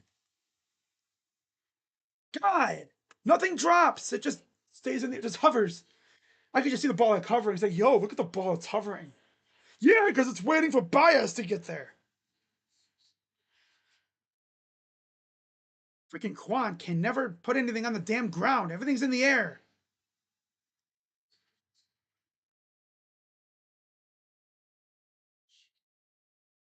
Doesn't just drop in between them. Here's Valera. 1 for 2.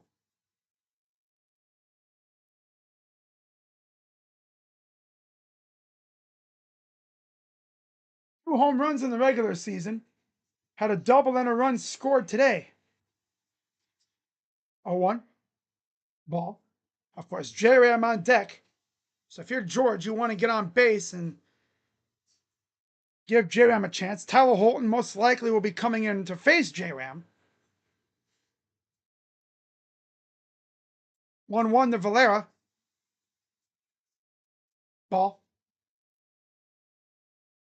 That's 2-1 count for the kid. Got a double last time up. Came around and scored when J-Ram hit a single. 2-1. Pitch. Fouls it off.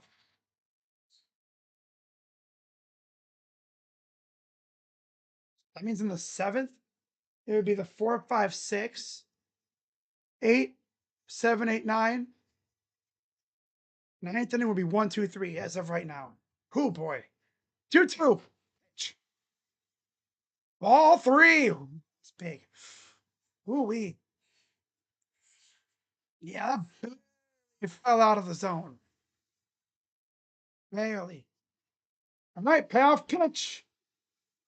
What you got for me, George? Payoff pitch. Oh, okay, yeah, fight it off. I'm good.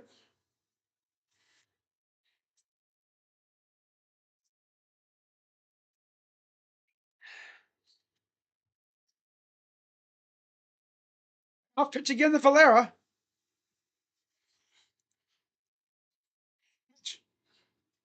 Well, could have let that go, but with this umpire, you truly never know. So I'm kind of happy he fouled that off. Once again, the 8th pitch of the at-bat. Come on, I need George to get a base hit here. Come on, George, give me a base hit. Payoff pitch. Hit to first, second base. 2 down. Can these guys just hit it to the gaps? What is so difficult? Of course, if we did that, it would somehow hover in the air, and or like one of the middle infielders would suddenly get like a 50, 60-inch vertical and rob us of a hit. Here's J-Ram with 2 down here in the bottom 6.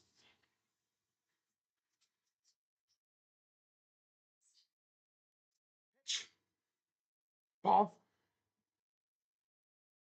Man, pitching to Ramirez is like navigating a minefield because one wrong move and boom, your feet blows off. 1-0.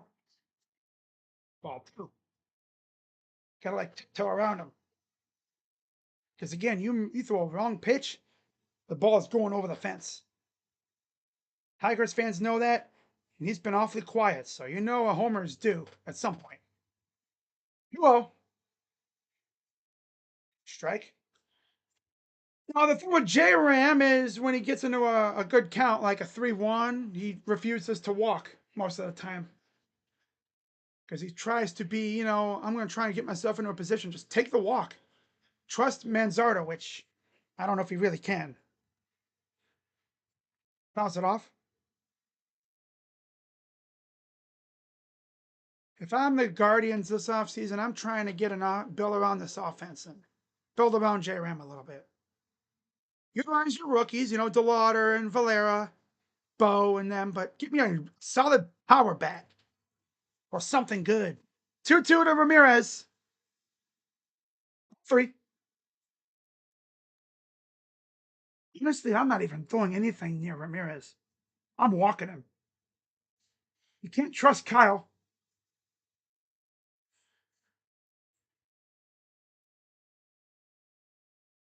Off pitch to Ramirez. Fly ball. Right. Oh, that field and caught it. Why are you going opposite field there? But okay. Yeah, of course. Top of the seventh.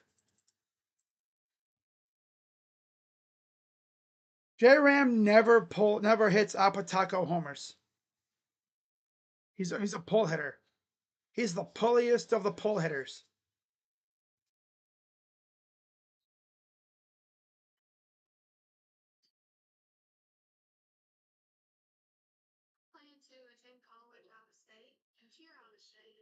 Nice if our leadoff hitter wasn't so damn feeble. You know what I'm saying?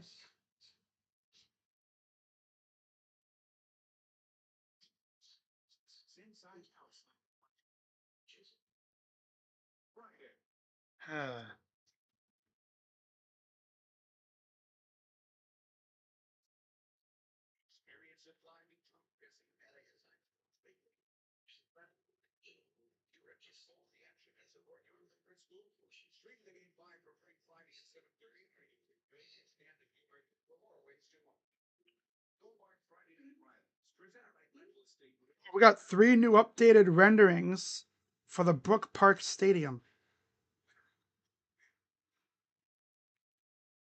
Oh, there's going to be like a bridge that goes up top. Okay, that's cool. Like a walkway.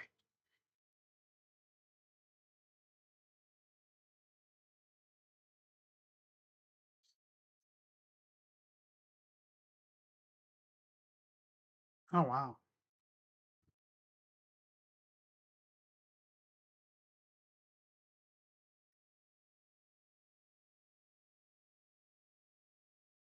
Not gonna lie, that stadium looks nice inside.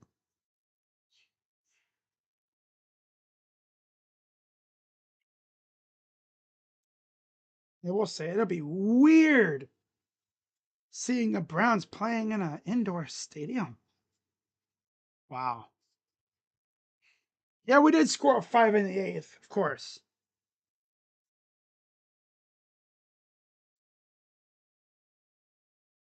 Really worried about the offense. I think the offense will figure it out. I'm worried about the pitching, though. Can our pitchers put up zeros? Swing and a miss for Baez. We only got the 7th, 8th, and then the 9th, if needed. Like, imagine we score 4 runs in the freaking bottom of the 7th or 8th. Rip their freaking hearts out again. Baez to left. Off the wall. Played by Quan. Oh, and he would have had him, but of course, he didn't get it directly off the wall. Freaking try hard, of course. Of course, Baez.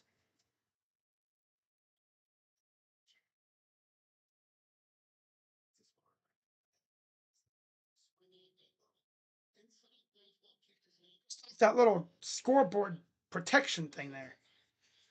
Out in left field.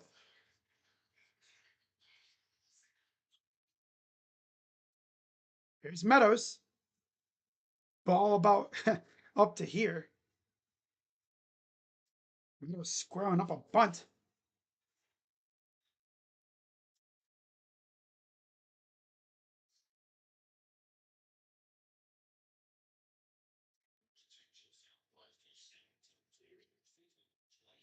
Sacrifice. Safe. Took too damn long.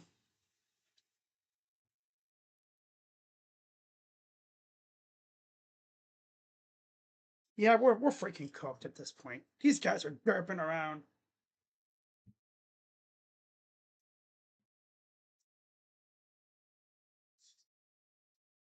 Too nonchalant. Way too nonchalant.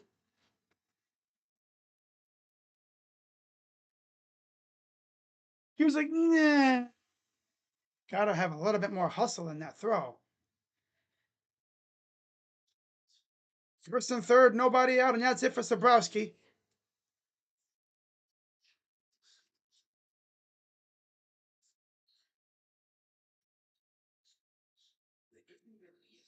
I love how our entire team turns into a pumpkin at the worst time. Yay. Of course. Of course.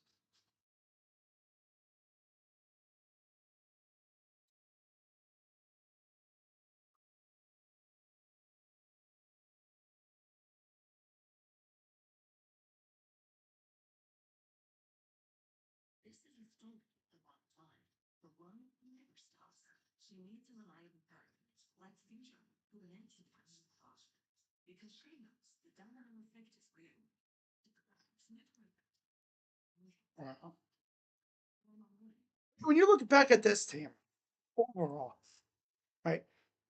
You look at the positives, the kids, for the most part, the new kids, I should say, right? I'm talking Valera, Kafis, DeLauder. They showed up for the most part. Valera and DeLauder, or Valera especially.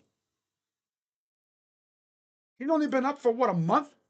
But the key is you look at the failure that this season's probably going to be. If you're a leadoff hitter, can't get on base consistently, you're cooked. 3 hits so far today for the Guards. Tigers are in. They're looking like they're going to add some more as Hunter Gaddis is on the mound for the Guards now.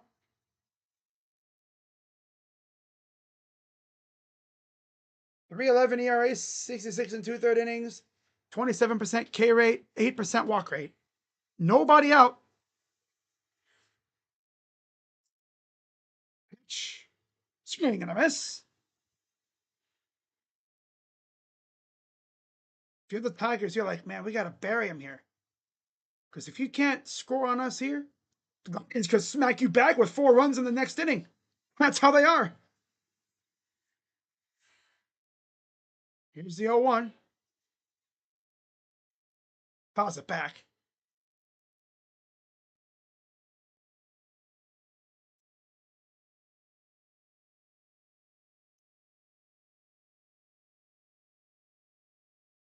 You're not going to be successful when some of your best hitters they turn into pumpkins in the spot. Like, damn, Kwan, turning into a whole ass pumpkin patch. Yeah, he's not even just a pumpkin. He's a straight up pumpkin patch. Noodle pet. How many times has Kwan even gotten on base in this series? Once? Really? Maybe twice?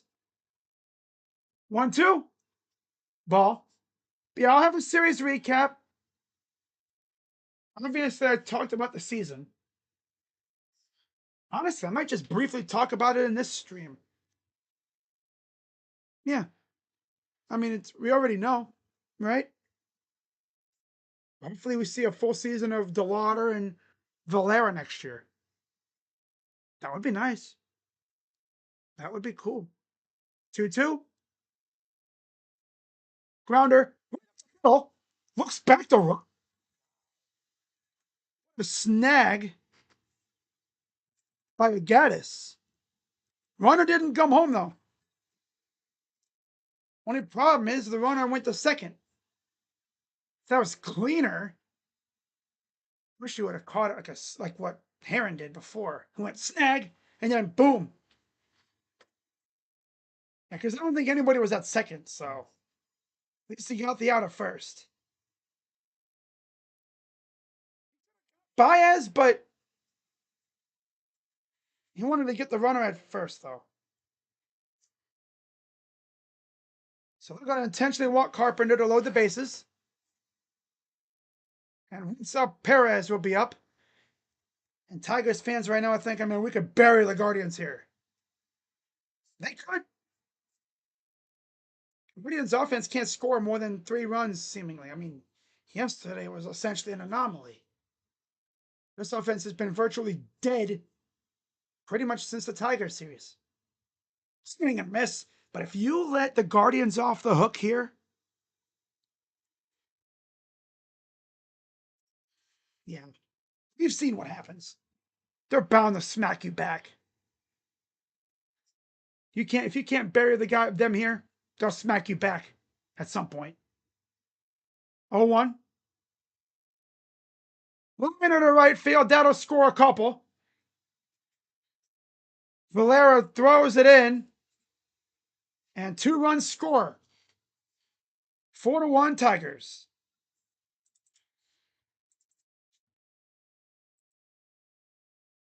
Yep.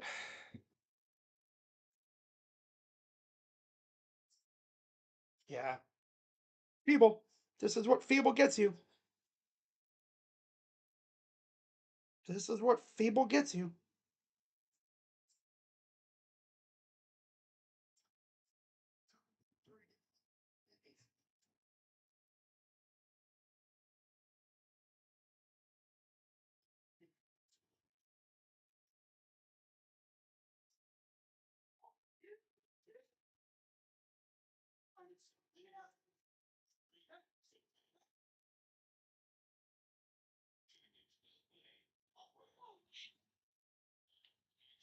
He's on the corners, one down here in the top 7.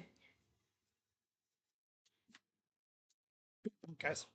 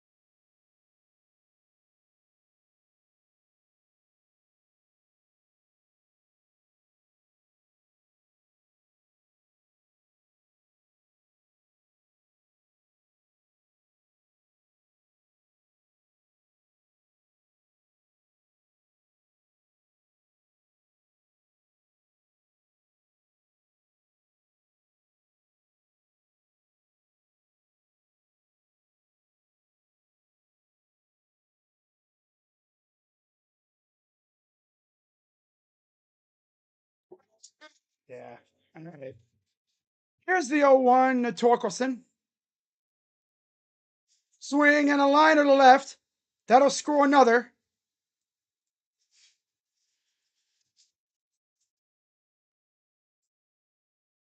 I've won Detroit now. God, this is like out here throwing batting practice. Wow.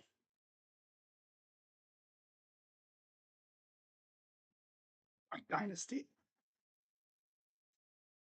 Ah, man.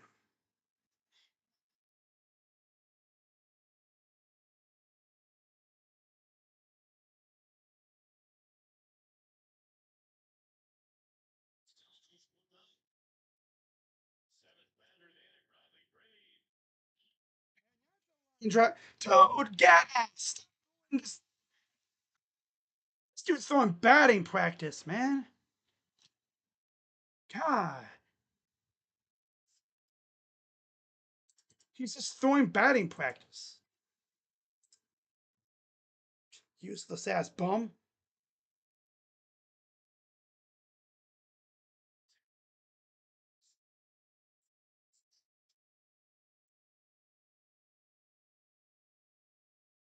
Ah, freaking bum.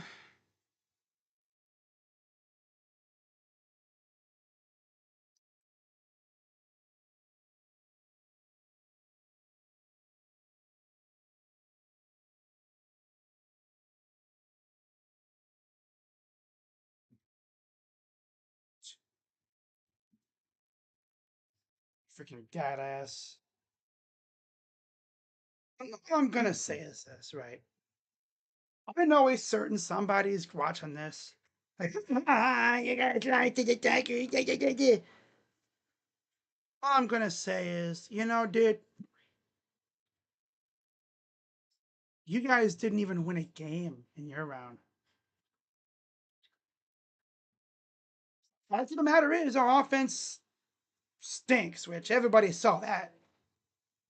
Especially when your best hitters turn into pumpkins.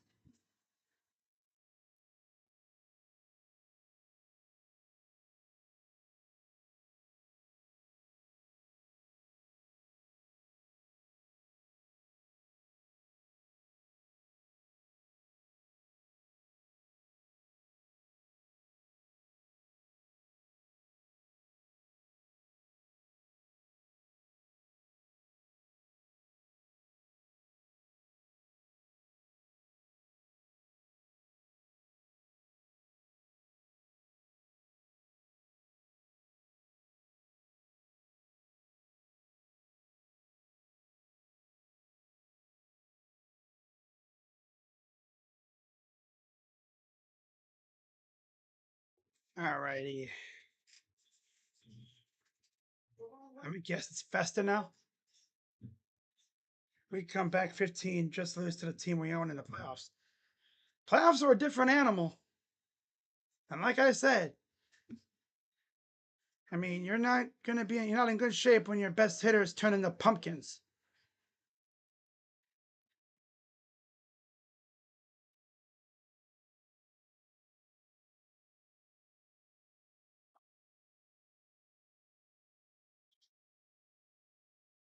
Watch the Guardians with Spino like a 5 run inning next. I wouldn't even be shocked. Oh yeah, it's Matt Festa.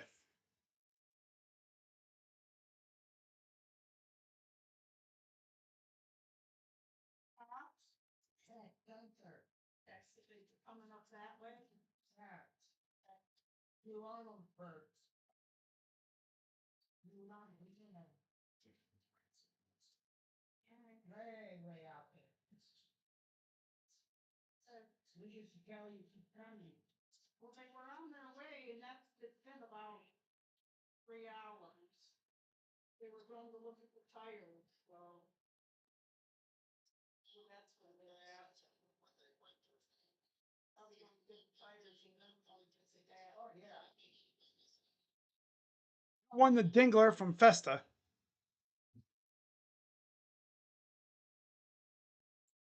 Foul tip. 2-2 count. It's funny how that works, right?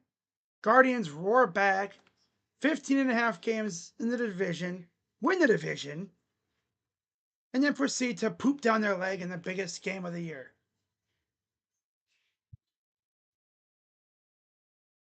You know what the Dolans are going to do? Not a damn thing. That's what they do. They ain't going to do a damn thing to fix this team. Ball inside, and the bases are loaded. Of course.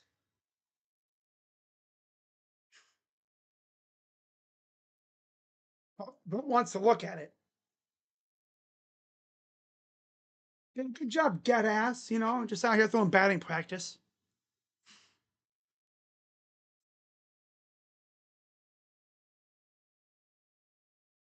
That kind of looks like you went off the knob more than anything.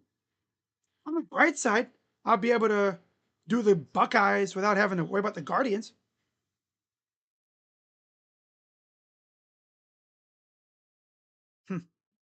And and another season closer to David Blitzer taking this team away from the Dolphins. I think that's going to happen in what, 3 years? Listen, the Padres have begun. Bottom of the first in Chicago. Yeah, it went off the end of the bat. It went, yeah, off the end of the bat.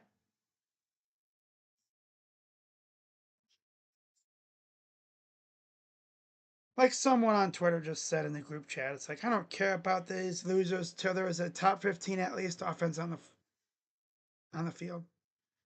Yep. Until they want to be serious about the roster itself, I'm not really going to be serious about these guys. Right? feeble. We've seen them. They're feeble. They dug themselves into a 15.5 game hole, and then their pitching bailed them out. Again, Tigers kind of, proceeded to, as I say, spew just massive amounts of diarrhea everywhere. They could barely play baseball, seemingly like they forgot how to play baseball. If the Tigers were a serious team, they would have clinched the division a month before the season even ended. They should have been playing nonchalant baseball pretty much the final 3 weeks of the season. But you know what happened? The Guardians smelled blood in the water. They're like, we have a chance at the division? Seriously? No way. Then we started playing better, and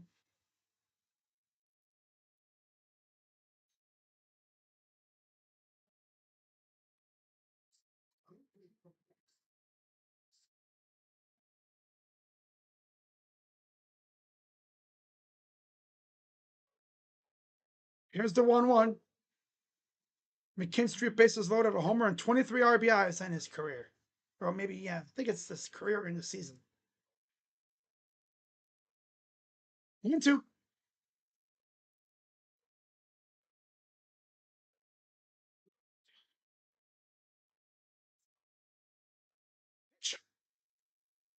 Struck him out. Good job, Fester. God. Just wish Hunter Gadass wasn't out here playing batting practice.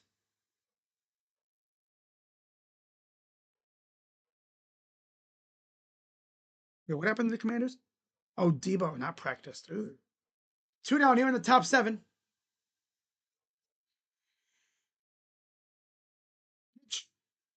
Swing and a miss. Yeah, Gaddis playing batting practice. Pitching batting practice ruined us.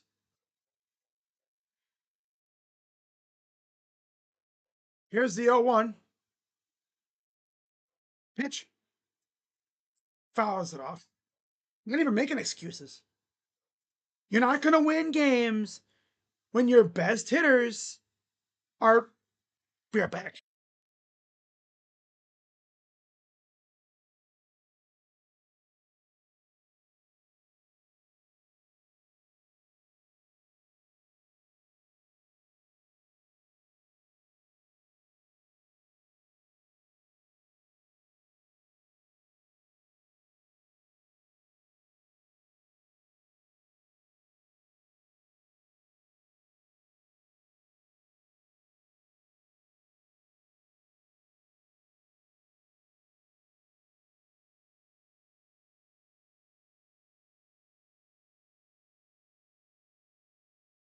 All right, come back and it's innings over. We go to the bottom 7. But like I said, you're not going to win a lot of games when your best hitters turn into pumpkins offensively. Exactly, Fox. Not Mr. Krabs. Dolan's not even worth being called Mr. Krabs. I mean, Dolan's going to look at this team and go, we're fine. We don't need to spend money. We're good. Yes.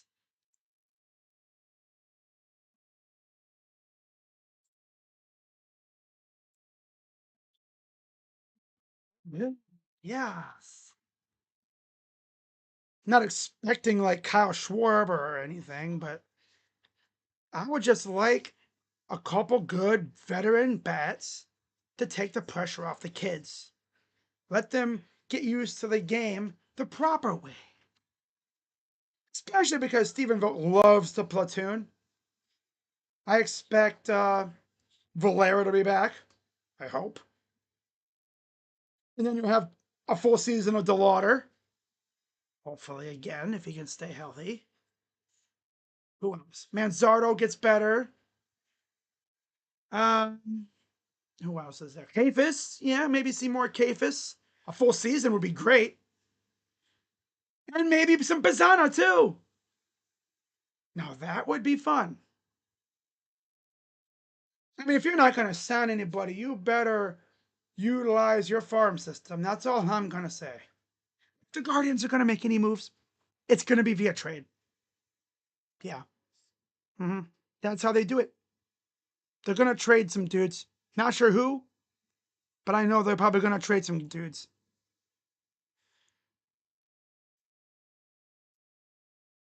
Honestly, we shouldn't have even been in this spot. But man, I'll tell you what, those pitchers going to 6-man rotation for the last 19 appearances from our starters, they locked in. They did not give up more than 2 runs until, sheesh, what, Slade, ironically?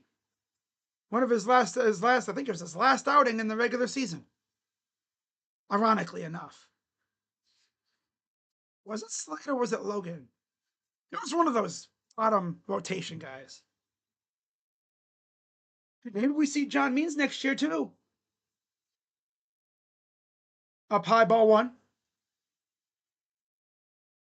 This game got way out of hand way too quickly because Hunter Gaddis decided to start throwing bullpen or batting practice. And Manzardo to right field, but it's right at the right fielder.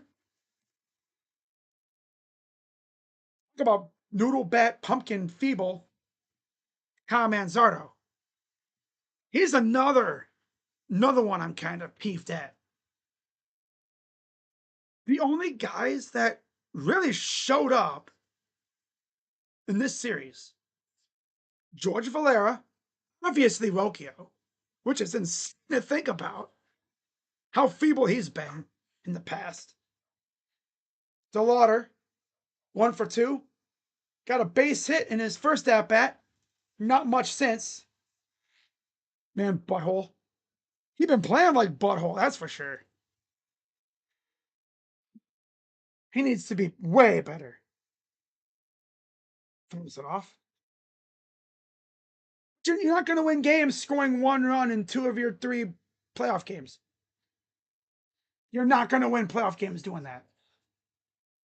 You're just not.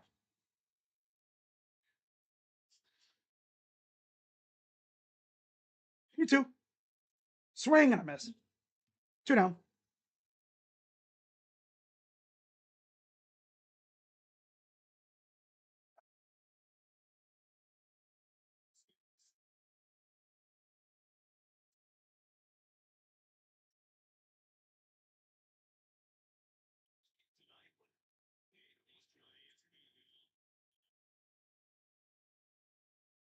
Pitch.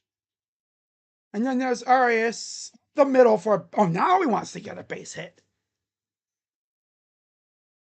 So now you want to get a base hit, huh? Could have been raking all this time, but now you want to get a base hit. Freaking Chris Paul has base hit.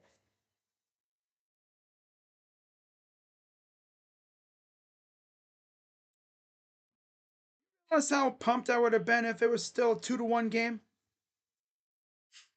Yeah. Taylor, grounder to short, throws it over and retires aside. Yep. That's our second base hit of the. Was that our third base hit of the game or 2? No, 4th base hit. Yeah, 4th. Yeah.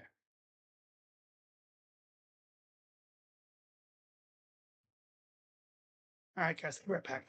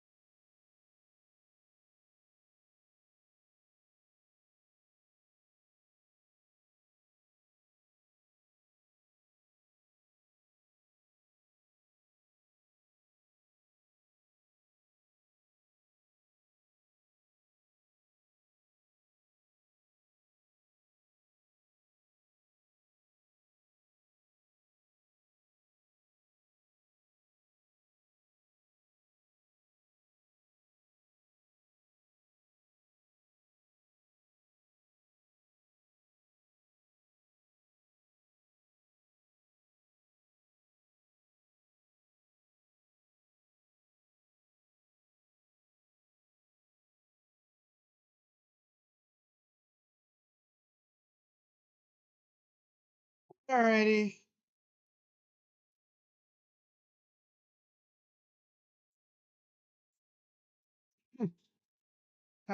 Someone on in the group chat was like, we're in year like 8 of being excited for the future. Yep. Fly ball from Meadows. Right field. Valera's there for the out. Mazzardo's not bad, but my God, dude. He both shriveled up and turned into a pumpkin in this spot. If I had to name like a postseason MVP for the guards, besides being Gavin, of course, because that dude was nails, as was Tanner. In terms of offense, I mean, it has to be what, Valera? I mean, look how many hits he had in the postseason. You know what I'm excited for is, and as Junis is on the mound here in the 8th, what are we going to see this offseason? Are we going to make any trades? Are we going to add anybody? Are we going to actually utilize the farm a little bit? I don't know what to expect from the Guardians. Now, with the Guardians going out feeble, like we all know and love from them, right? I'm probably going to do some other games because there's a lot of time between games now, between now and the Cavs basketball season starting up. I'm probably going to do some division series games. Do the Tigers Mariners games as a hater either. I'm a genuinely be a third party guy. Call it like I'm neutral. Even though I hate the Tigers. If I had to root for a team in the division series, it would have to be the Jays because they got so many Guardian players there. I miss Andres and Josh. You know, Josh is gonna brag all winter to Bo. Josh will be like, man, Bo, I was waiting for you. Where are you? Why aren't you here? Man, I bet Festa drives a Prius. What a hoe. Damn. Damn, that's how you think of Fester? I don't know why, but Festa looks like a guy who drives a freaking Corolla. Grounder to second. Throw over.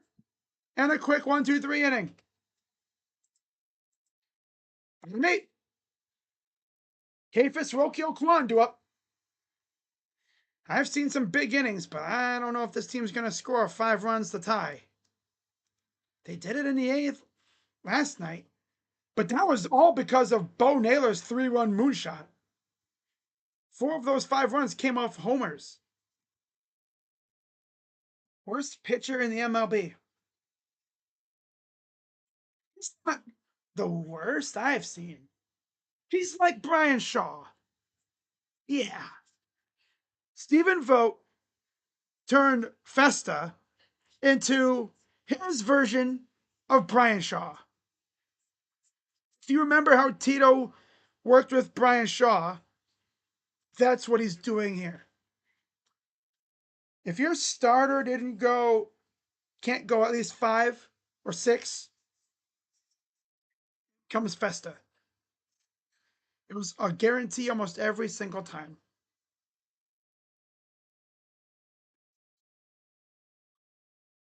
Now, you know what's funny though? Because, like,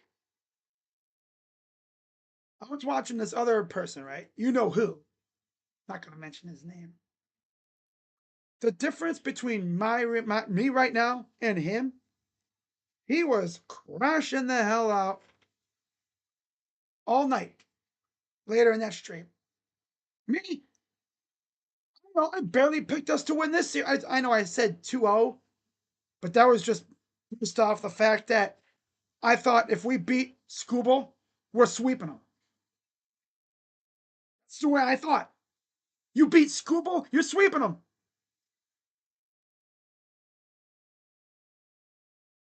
No, it didn't happen.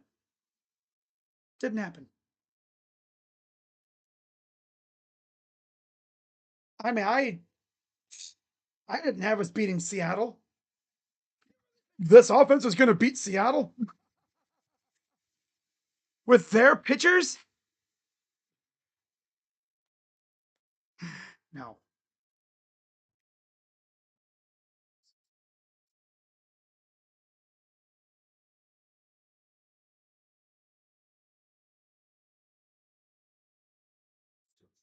If you can get O'Hearn or Pete Alonso, honestly, I would love Ryan O'Hearn because he can play the outfield too. Manzardo, dude, I don't know. McKinley in now and first pitch swinging for Kafis. Wow. Cubs got two on, bottom second, nobody out. But I've been doing all kinds of games. Pitch. I talk hashtag talk ball says Guardians should pay for Alonso.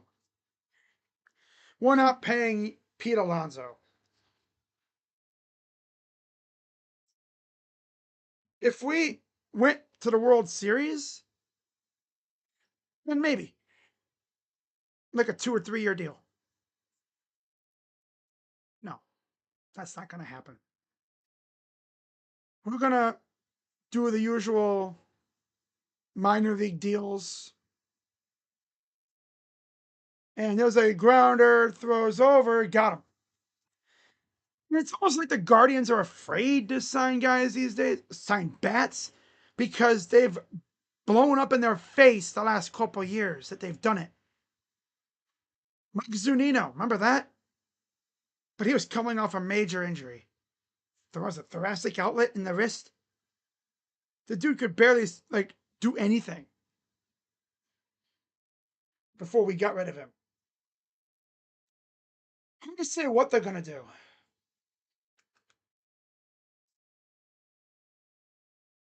I can't really say for sure what they're gonna do. I really don't know. Should be an interesting winter though. As you can imagine, because I don't think we're gonna. I mean, the only thing we could probably see now is maybe some coaching staff changes, which I don't see us doing that unless Albernaz gets plucked by a team getting a new manager. I can see the Giants getting Albernaz because I mean he was there before. If I was gonna make any changes, I would maybe consider a new hitting coach. I don't know. Rookie base hit. I don't care we're doing all this after this game is practically over. He's had a great year though. Once upon a time, that dude was batting under 200. I think the entire most of the summer he was batting into fringe 200s. He took off in July, August. They used to call him Slokio and garbage like that. I've not even called him that in months. Here's Stephen Kwan, 0 for 3. Yeah, you're not going to win games doing with this crap. You're not going to win a lot of playoff games when your best hitters are doing this garbage. Will Vest warming up. 1-0. We're into right field. That's a base hit. And Rocchio is off to the races. Ooh, what the heck was that throw? A double? Nice. Look at that. The offense wants to wake up now that we're already down 5. Do you realize if we were only down 1, how hyped I would be right now? 1 out, second and third. I would be juiced up right now. I'd be turned up right now. Wondering what the heck that throw was from right field. He's lucky the ball went anywhere near the diamond. So that'll do it for anyway. One thing is, you don't want to give this Guardians team life. You do not want to give this Guardians team any sort of life. Because if this inning ends up like last night and we have like a big inning, and the thing with the Guardians is they don't have big innings often, but when they do, oh, brother. When their offense is clicking like this, when they figure out how to put the ball in the gaps, this league could vanish quick. But they can't seem to figure that out, right? They can't seem to figure that out. Oh, what about yesterday? That was probably the one big inning they're going to have. Because if you watch this team, as much as I did, as much as I did, they would get a big inning every once in a while. But for the most part, it was a somewhat rare occurrence. Second and third, one out. And here comes George Valera. The last thing you want to have happen is a run score here, because then you're down 4. Tying run would be on deck. And Kyle. Will Vest, 3.01 ERA, 68 2/3 innings, 26% K rate, 8% walk rate. Mariners are salivating watching the Tigers, though. Because the Mariners ain't going to make mistakes like we did.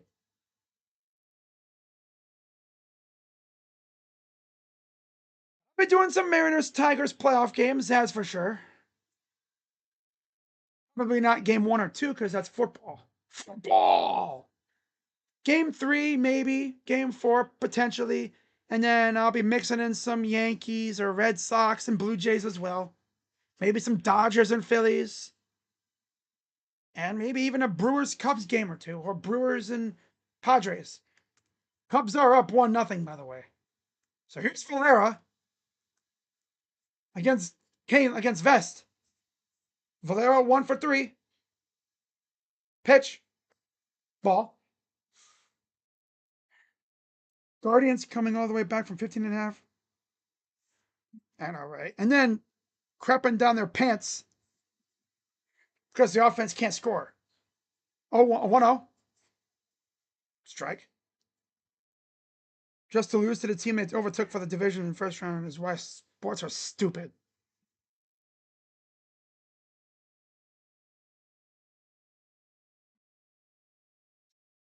I mean, this team had the lowest batting average. Swing and a miss. They did have the lowest batting average of all the teams. But yeah, because these guys can't hit.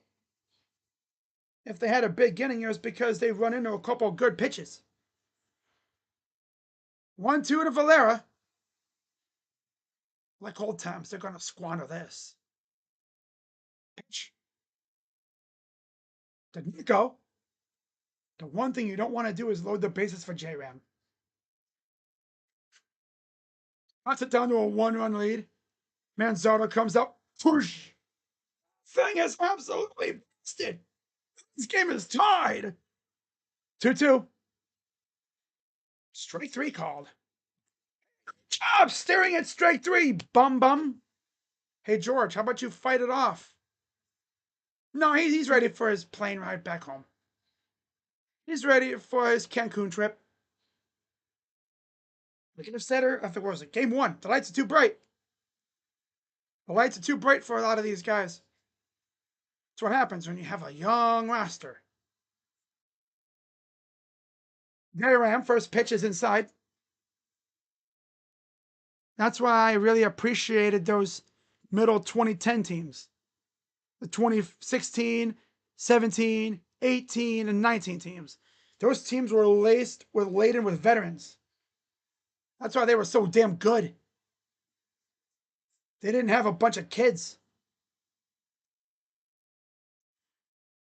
We were built like a rebuilding team, but we somehow managed to just win.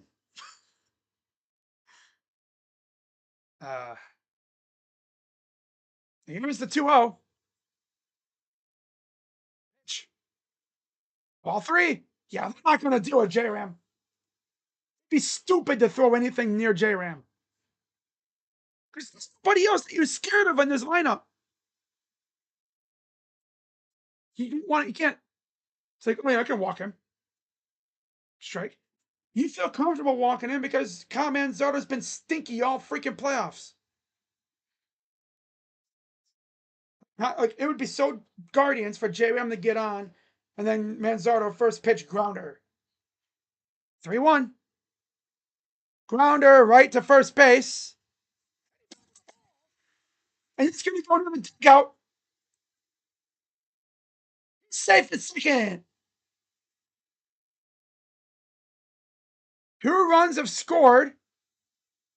6-3.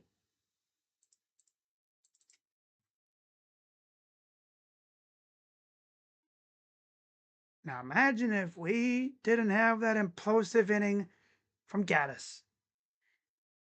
If Gaddis wasn't throwing batting practice, if we had kept it a 2-1 game, we'd be winning right now. Just classic Guardians, you know. I know, and both runs scored way before Ramirez was out. There's no debate about that. Both runs scored a mile before that. And again, he's out before the bag. God, yeah, he's out. But the runs do score, though. Ramirez, you're so slow.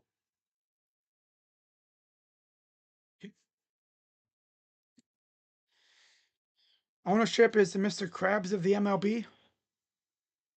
Krusty Krab. The Guardians are the Krusty Krab. Yeah. Yep. Top of the 9th coming up.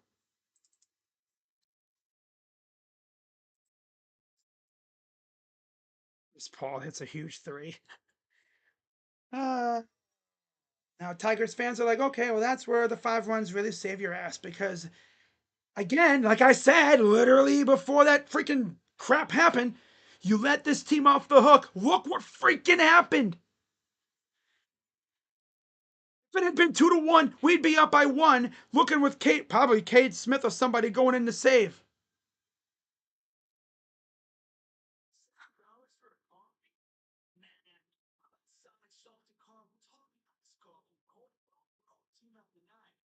Gaddis give up 1,000,000 runs is making me even more mad now. Yep. Gaddis out here throwing batting practice. Meatball City. Oh yeah, of course.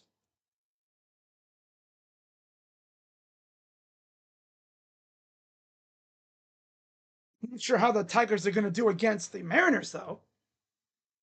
Because I believe if you want, I'm pretty sure the Mariners kicked their butt most of the time in the regular season.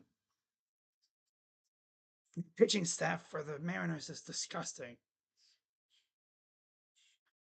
Ryan Wu, Gilbert, Castillo. What was that else? Miller. I'm missing one. Kirby. George Kirby. That's a gnarly 5. And if you're the Tigers, I mean, you have Skubal, okay, but you're not going to be able to use him until, well, let's see, because game 1 is on Saturday. So you'd figure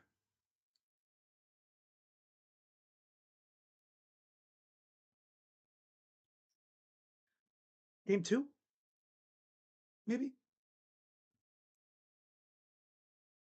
but you're not going to have him for game 1, that's for sure.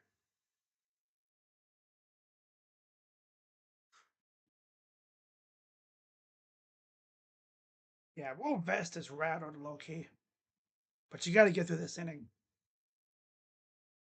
Nothing, Cubs. Base is still loaded against the Padres.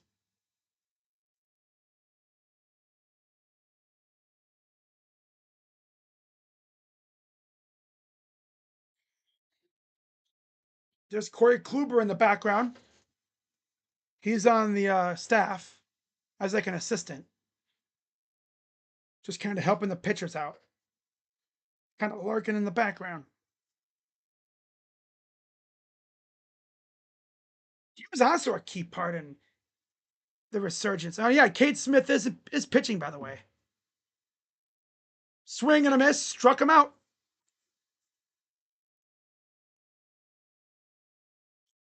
Heat signing would be Edwin signing on steroids. Well, yeah, someone on my group chat. If the Guardians snagged Pete Alonso out of nowhere with J-Ram, and then if Quan figures out how to just be a slap hitter and not try to be Barry Bonds, just get on base, right? I would keep, honestly, I would keep the top four in the lineup right now as is heading into next year. Keep Valera around. Quan, Valera, Ramirez, Manzardo, or whoever. Hopped it up for Torkelson. And now number 2.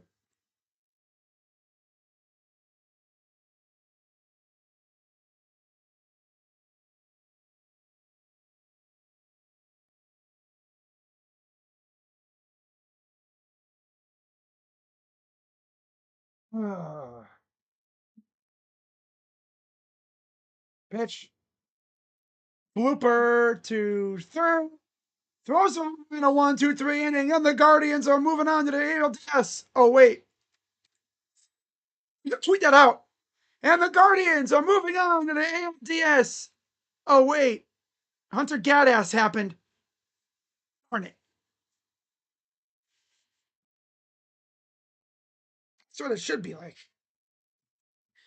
If it was a 2-1 game, we'd be moving on right now.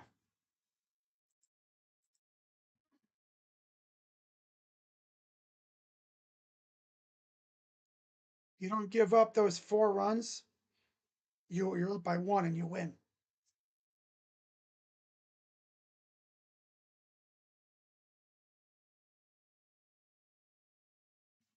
Be right back.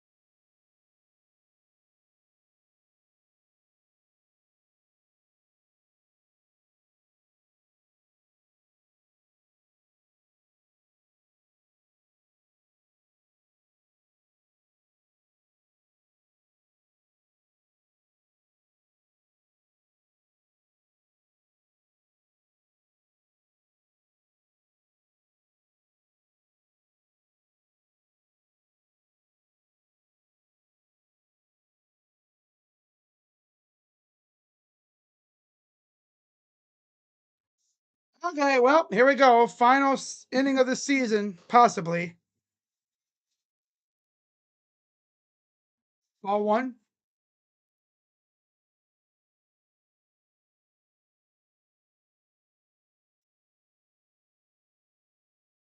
Here comes the 1-1. Ball 2.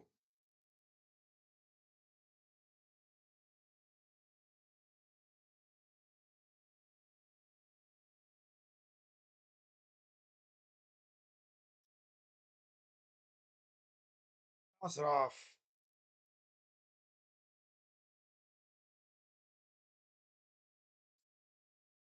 Yeah, if you know who freaking runs his mouth about us losing it in 3, it's like, your team didn't even win a game this round.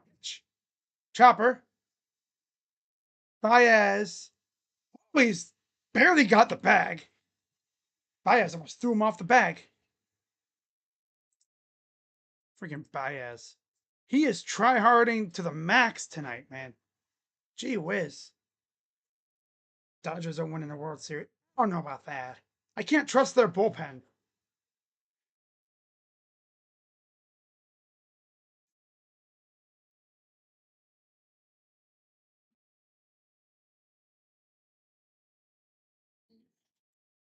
Water.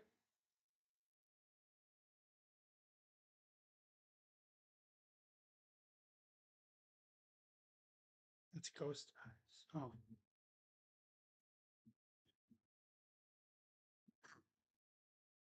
0-1 to DeLauder.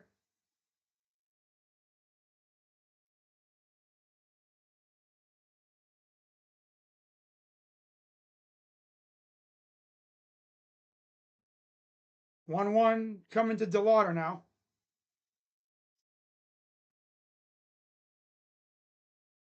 2 down.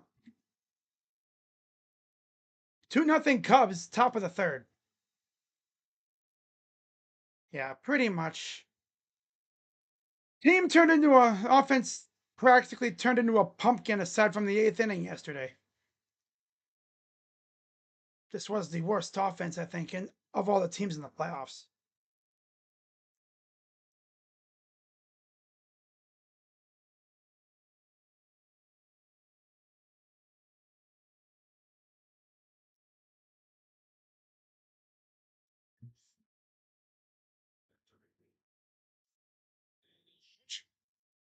Hitting for, here's Schneeman.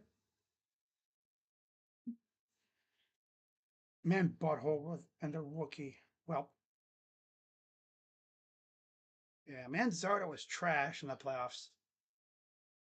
You're gonna win games when, of the top 5 in your lineup, the best hitter was a freaking rookie. Not gonna win a lot of games with that. Nope. Quan stunk. Yeah, it was ugly. 1. Swing and a miss. So yeah, it looks like Detroit will make their way to Seattle. I might do a couple games of that series. Here's the 1-2 coming. Grounder to first. And that's the ball game. And the Detroit Tigers essentially avenged last year, where Lane Thomas put the sword through their hearts with that grand slam. Well, I mean, Hunter Gaddis decided to go out and throw a bullpen today. Or batting practice. That's more like it. He threw batting practice during a game. Literally, everything he threw was so hittable. The Tigers were looking at his pitches going, yum, yum, yum, yum, yum, yum, yum, yum. Delicious. So the Tigers advanced and they will face the Seattle Mariners. Not sure what the pitching matchups will look like. But if you're the Mariners, you know how to beat these guys. Offense was incredibly feeble, like ours, until that 1 inning against Gaddis. It's always Gaddis. You notice that? It's always freaking Hunter Gaddis. Always. He's the most mid pitcher, I think, on our staff. Seriously, he is the most mid pitcher on the staff. He's just a guy. What is it? He's a Jag. Game 1 on Saturday. Not sure what time though.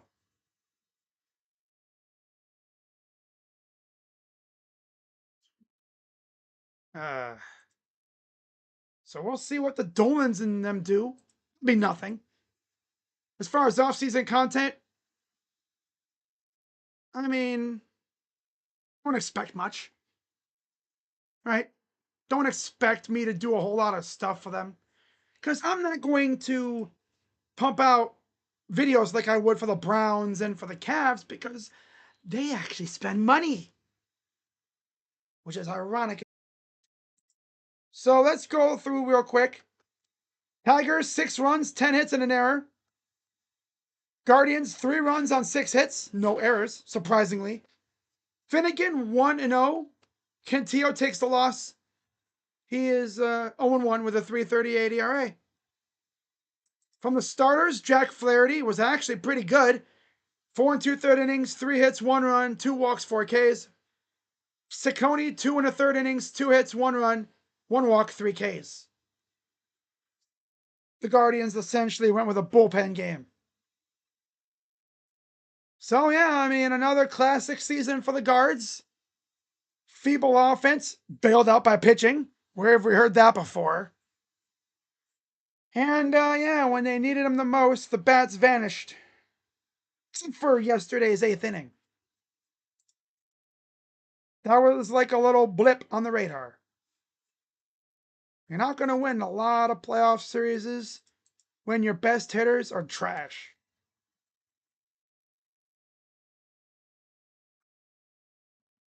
There we go. But yeah, I mean, it just, it's funny though, because people be like, oh, you guys own the Tigers. Yeah, we did in the regular season. But they always say October's different. The atmosphere is different. The air around these games is different. So those games in the regular season, you have no worries. Oh, we lose? Who cares? There's a tomorrow. Playoff time? There is no tomorrow. Right? So we'll see what the Guardians do this offseason. See what trades they make. Also, what the heck happens with Luis Ortiz and Emmanuel? Are they going to be banned for life? I mean, even if they aren't, I'm not trying to see them ever again.